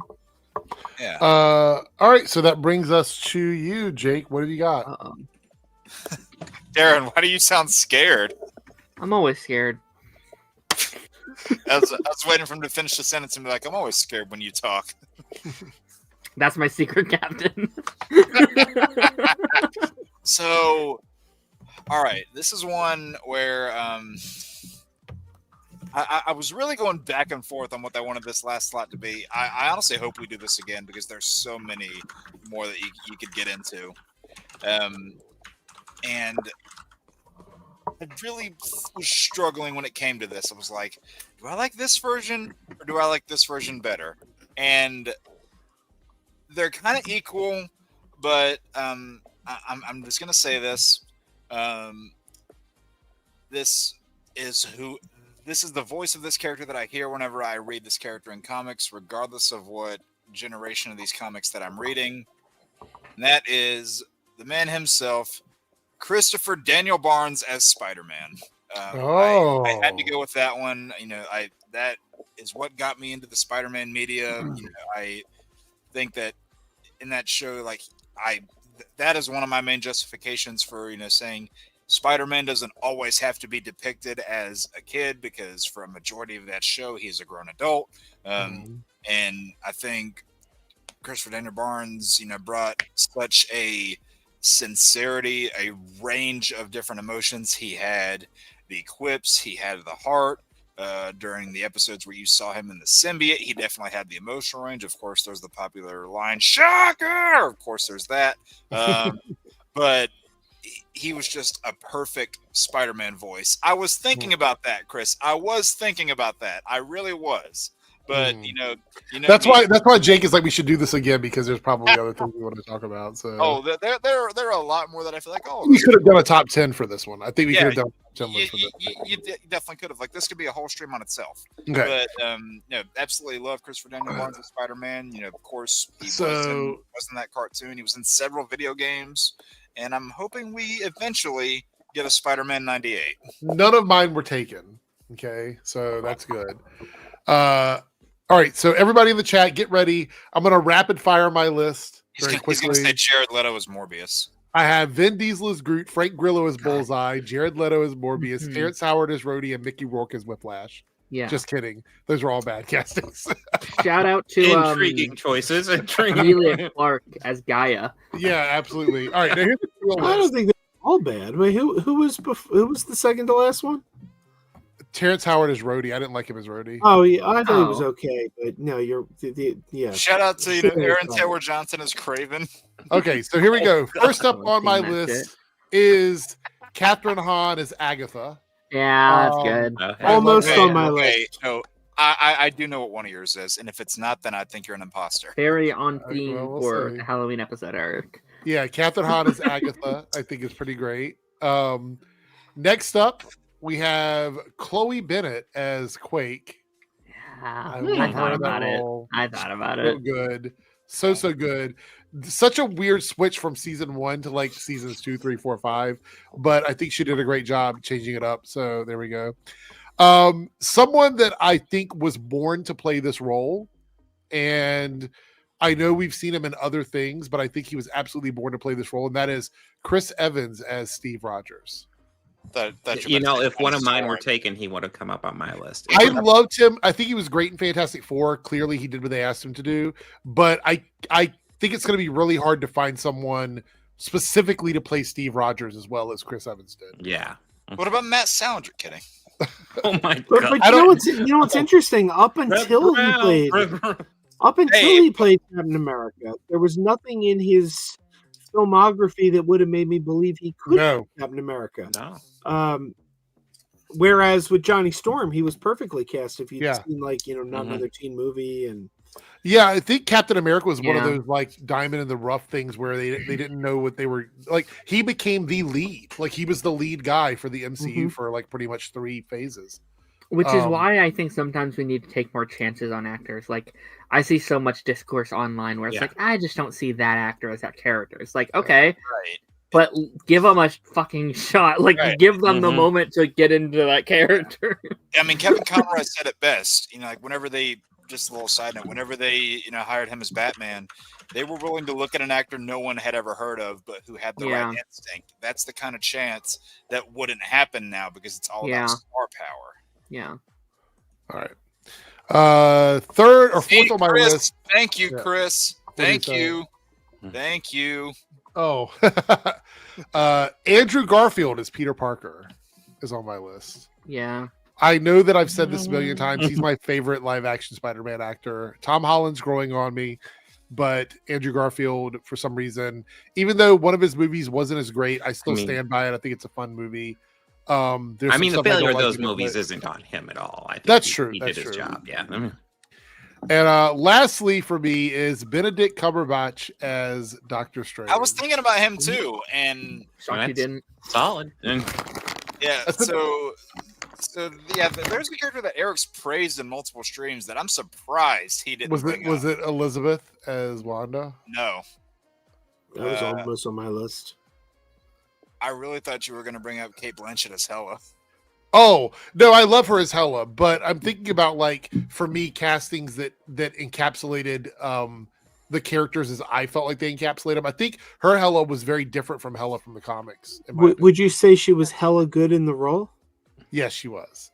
100%. She's one of the best things about that mediocre movie. She absolutely was. And if we had 10 people, she probably would have been like number 7 on my list. But we only had 5, so I had to go with the 5 that I really like. And I thought about it. I wanted to do a variety of different stuff. I wanted to do like a TV show.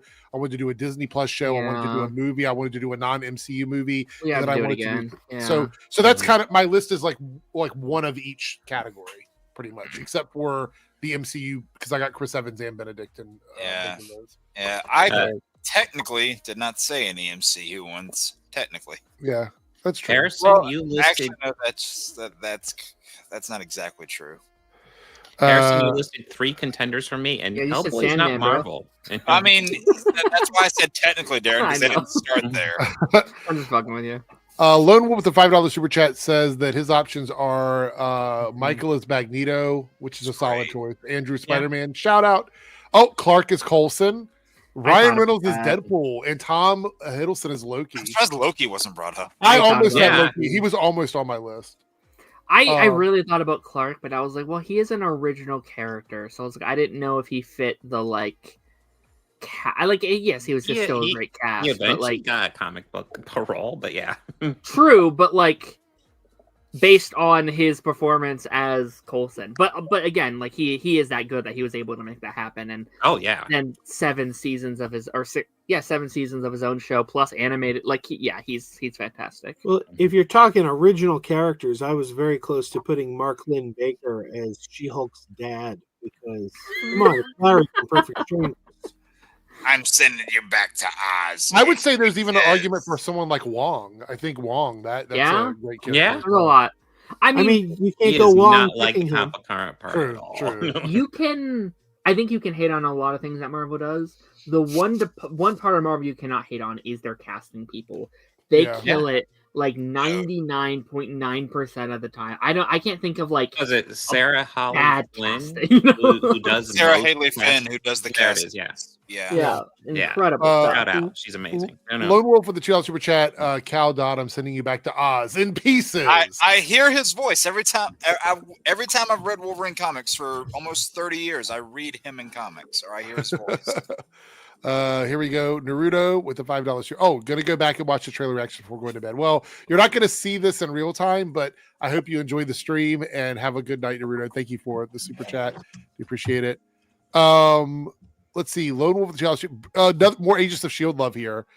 Brett is Ward and Ian is Fitz. Gabriel is Ghost Rider. Yes. Like I could literally say everybody on that show. Ming Na Wen on there as well. I was about to like, say Ming Na perfect. Wen's not getting any love. What the heck? Yeah, such good Oswald, Ghost Rider. Yeah. Somebody brought up. I Bobby saw and one of the Hunter. comments.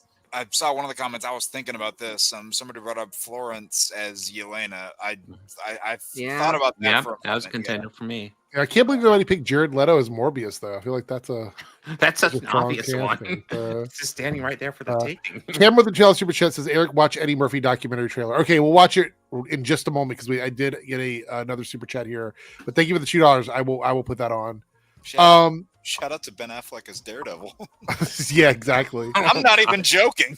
Yeah. $2 super chat from South Texas Shark. What did you watch this week? Does anybody want to shout out something they watched this week that they want to bring attention to? I'm watching Ink Master. The new season dropped. Okay. So watching that. I'm a reality TV junkie. So if it's reality TV, I'm probably watching. I'm watching Survivor right now. I'm watching Traders UK right now. I'm watching Ink Master. I watch a lot of those shows. I watched the Muppet Haunted Mansion the other day. Ooh, Russell's the best Survivor character. I've been for my show this week. Me and Taj are doing the Halloween Town like Disney Channel movies from the '90s. Those have been very fun to hop into. And Hazbin Hotel dropped their first 2 episodes of the season, which is fun. Actually, like that was one of the things they were watching. When I walked in the room the other 2 days ago or whatever, and they were like, "We're catching up on Hazbin Hotel." I was like, "All right, getting ready for it." And it is so good. I told you. Welcome to Derry is so good. The next episode drops tomorrow. They're dropping I it early, cannot wait. so- I'm so excited. Oh, and I saw Del Toro's Frankenstein. Oh, what did you think of it? What do you think? Very good. Very, very good. I need to see it. I have to wait till next month. And I know, like I said in my review, I have a review on my channel. People like praise Del Toro. People think Del Toro could do no wrong. I think he's very hit or miss. Like, I mean, for every Hellboy and Pan's Labyrinth and Shape of Water, which are phenomenal, he did a movie called, what was it called? Crimson Peak, I think, that I hated. I remember enjoying it. I remember. I didn't like that one. I really didn't like his Pinocchio, although the animation was beautiful. The animation couldn't have been better. I didn't like the story. So I don't know. He's one of those guys who he either just hits it out of the park or not at all in my book. And this one, this was so good. Yeah, I've heard nothing but good things I about that cannot movie. wait. I'm excited. I'm excited. I wish I could see it inside a theater. Yeah. My theater's not doing it, I don't think. Yeah, there's nowhere near me doing it, unfortunately. That scares me for the Stranger Things next month that they're just not on, or end of the year, I guess. Thank you for the super chat, South Texas Shark, and the question. Lone Wolf with the $2 super chat. Any of you seen the show Barry? Is it good? I have not seen it. Yes. It's great. I haven't seen it. Barry is one of the best shows I've ever seen. What? It is incredible. It's in my S tier shows. It's incredible. So it's a show about the Flash, right? Yeah, of course. No. It's about, we didn't get a decade of that. It's about a hitman who decides that one day he just wants to become an actor, and it's him balancing those two worlds, and it is probably the funniest show I've ever seen. I've heard. No, I haven't seen it myself, but I've heard that the best part of the show is Henry Winkler. Like I heard Henry Winkler. What's he? Is like acting coach or something? Yeah, he is. Season 3, him in season 3 is probably the funniest performance I have ever seen an actor give in a TV show. It is incredible stuff. So, yeah, the 4 seasons, very short. Highly recommend it. The new, I might be the only one here that watches anything related to this, but for any Big Bang Theory fans out there, the new George and Mandy season just started like 2 weeks ago. Yeah. And okay, you know, maybe this is probably a hot take. I actually enjoy that show more than Young Sheldon. By a good amount, actually.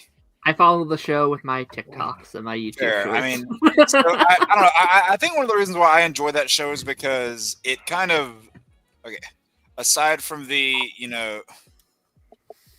being a 12-year age difference between two marital partners, aside from that, a lot of the environments in that show kind of reflect the environment that I grew up around. So I think it kind of resonates with me in that respect. Just the kind of the tone that people had, the dichotomy between characters, the character relationships, the way everybody, got along.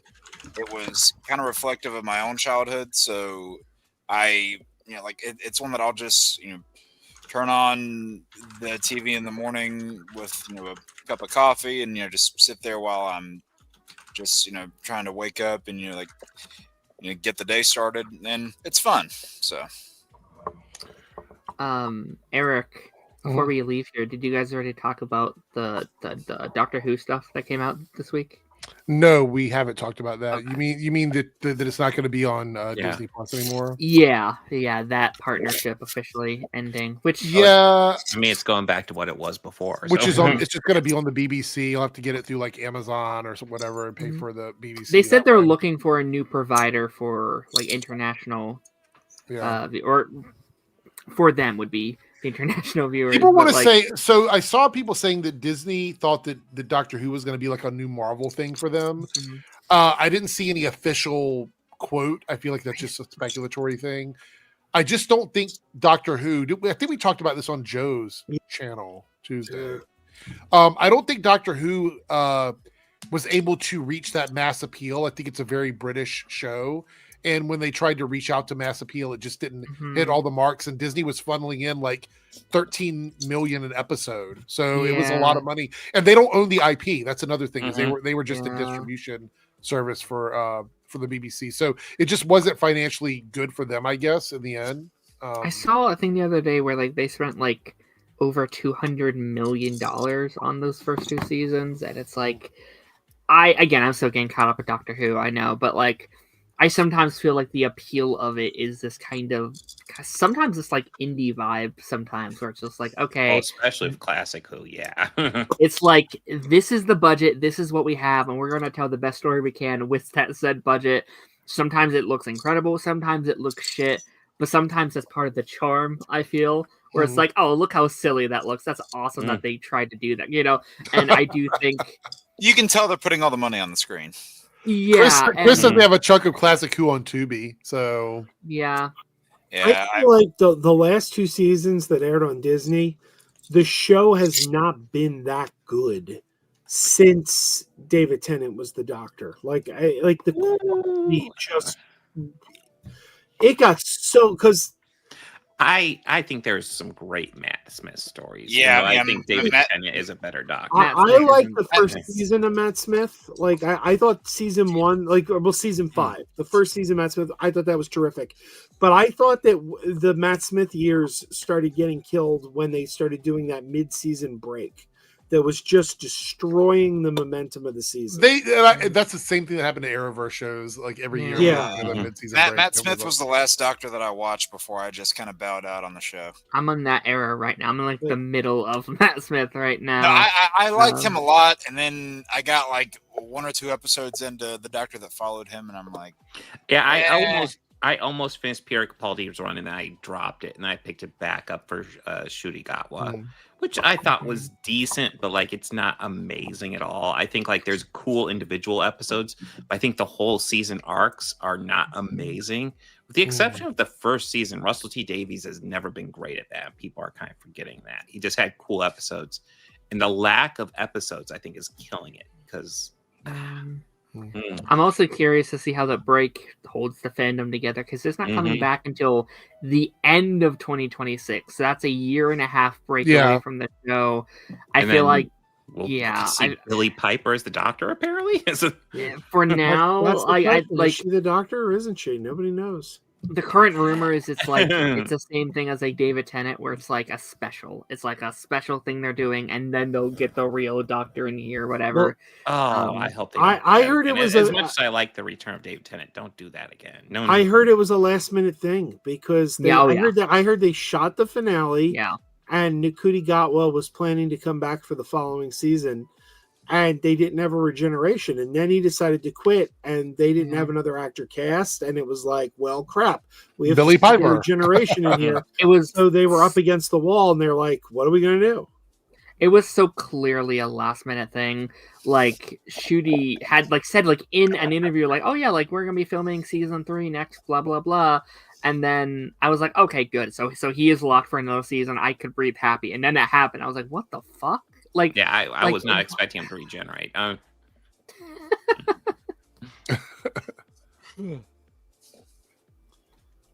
Are those all offered by StreamYard? Yeah, they just added these. I don't know why they added them so late. Well, Halloween's over.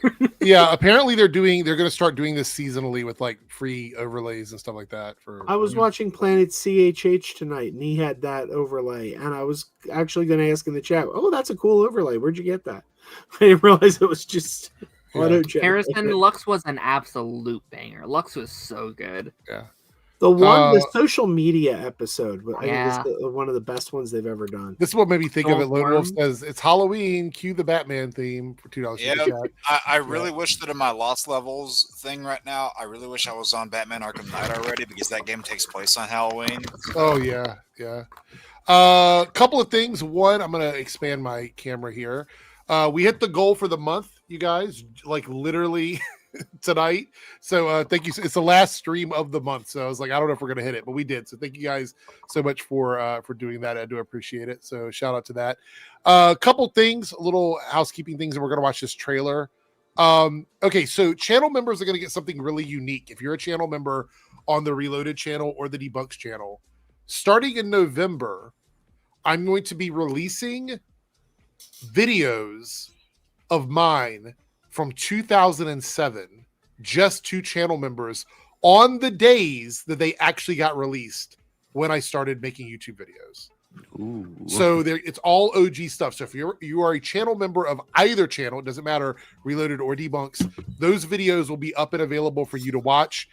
And they're really funny. So get ready for some really odd videos from me. I'll be releasing them as they were released in real time. That's his way of telling you that there were actually lingerie try-on videos. Well, there's some interesting stuff. I went through and I was like, do I really want to upload these? And I guess I'm going to. So, but that'll be for channel members. Secondly, I want to explain one more time the giveaway we're going to be doing. So starting the next Nerdcast, everybody who is in the top 3 in both channels, so whether it be the Debunks channel or the Reloaded channel, if you are in the top 3, we will spin the wheel with your name on it. And that name will go into a bucket, basically, to get spun at the end of the month. And then the winner of that one will end up getting a T-shirt signed by me, as well as 2 other special gifts that will get shipped out in December.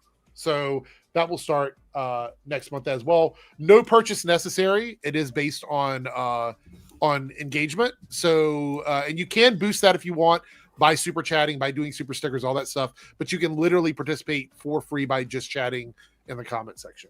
All right, let's see what everyone voted on, and then we're going to watch the Eddie Murphy trailer. I did not forget, Cameron. All right, we're going to end the poll here. Darren, I don't know if you meant to mute yourself, but just letting you know you are muted in case you tried to say something. The top 5 list for us is top 5 best Disney animated characters. So that is one of our. Oh fuck! Wait, did that? Are you saying that one, or was that an option? That one. Oh, let's go. Does that include Pixar? Anything that Disney owns or owned, like if it's something Darren? they own and they didn't, or they own it now. Hey, Darren, there's only one that I'm going to ask you not to take. Only one. I'm just going to point out that technically, if you really want to get in the weeds, puppetry is a form of animation because you're taking a inanimate object and making it. I mean, I would also argue that almost every puppet has been done in animation at one time or another. I mean, Muppet Babies. Yeah, Muppet Babies definitely covers animation. Have fun. Yeah. Although that wasn't around. That wasn't Disney's era, huh? Disney. But didn't- no, it's Well, they anything. bought It's it, anything yeah. that Disney owned and lost or Okay. owns now. So if they acquired it, it still counts. You know, if I wanted, I could just do the Lion King. Just Hey, the look whole at that! Another chance for Darren to talk about Lion King. Mocap dropped really far, you guys. So Disney Animation was number 1. Worst retcons in films and TV shows was number 2, and then mocap fell to number 3. So Disrespecting Doug Jones. yeah, mocap dropped down. So there you have it. What, you guys All right. don't like Sean Gunn? We're gonna watch this Eddie Murphy documentary trailer. I don't know if this is gonna go away or not because I'm not sure if Netflix claims everything. I didn't even know this was being made. This is. I mean, I am a fan of Eddie Murphy. but- Yeah. So this might not be here on playback. Just a heads up. Here we go. I've done so many different types of things. Good morning, my neighbor! Yes! Coming to America. You had that appointment with destiny. He changed the way we view comedy. Who took all the money? Shrek. Oh my God! God damn, this your place? I started so young. Eddie was right out of high school, but he was just fearless. My stuff took off because they'd never seen a young black person take charge. The new sheriff in town. He had the #1 movie, comedy special, and pop song. It was unprecedented. He's like a miracle. From stand-up comic to big screen sex symbol. That's what they said. I didn't say it. He went from being the raw guy to the family guy. You ate my slice? This is a great house to haunt. Like 100 years from now, I'm gonna be around this motherfucker. I heard him doing that laugh upstairs. Eddie never stops creating. I want to show them that I'm not like anybody in this town. I'm everybody in the scene and everything in between. He amplified black talent. He changed the world. I'm watching this. Not just immediately. American culture, he changed the world. Yeah, I guess so. Yeah. One of the greatest ever. It's all about my children. Pursue peace of mind. If you get that, then you got it all. The best show on television is ridiculousness. I love that he's sitting around watching ridiculousness. That's What are you doing Like, here? like real talk, Yeah. I like ridiculousness too. It's like a guilty pleasure show of mine. What the fuck even is though Pete it's- Davidson doing here? Saturday Night Live, I guess they have a connection. Yeah. fucking hilarious. Oh my god, I'm so watching that. I'm Yeah, it so looks fucking like watching fun. that. Let me tell you the weird thing about Eddie Murphy for me is very rarely in Hollywood do you have a comedian who is also a massive sex symbol. It's very rare to have those two things together. Like some people find comedians attractive because they like that they're funny, and that's why. Right. Or you have these like leading actors that are kind of funny, but they're basically just really hot. Eddie Murphy, for the majority of his career, was a guy that was funny, but also a sex symbol. It very rarely does that happen. It's not a very normal thing, honestly. Yeah, I mean, I could choose Eddie Murphy for my favorite Disney character next week. You could. Yeah, it's true. You could. And, they were showing clips of a lot It's of on his our movies, and maybe this is a hot take. I absolutely detest the Nutty Professor movies. I do not like those movies at all. Ugh. All right. With that Are we being said, excited for his donkey movie? oh yeah, I mean, I watch it. By the way, if you want something similar to this, the John Candy documentary on Prime is Ooh, fantastic. I saw that too. Yeah. Want to watch that as well. All right. With that being said, everybody have a happy Halloween, whatever you're Hot celebrating Halloween? with. Happy, hot, sexy Halloween if you want to. Ooh. Hopefully you get a lot of candy, and if you don't, hopefully you get other things to replace that loss of candy. Not going to go into that. Hopefully, you know what? If you can't have any regular gummies, hopefully you get some special gummies. Maybe, or you get wetties, whatever those are. Oh yeah, Special I'll be giving out blackout Weddies. So anyway, thanks everybody for coming. Thanks Yeah. for helping us hit the goal. Don't forget, we're going to start the new contest on Monday of next week. I want to give a shout out to everybody that hung out. Ronan, who had to dip out early. Bob for being here. Organized Chaos. Go over and check out his channel. Joe from Crazy Joe's Concession Stand. Go over. I did a stream with him on Tuesday, so go over and check that out. His new videos. We got. We're gonna go in a weird order. We're gonna skip over Darren, and we're gonna go to Jake first.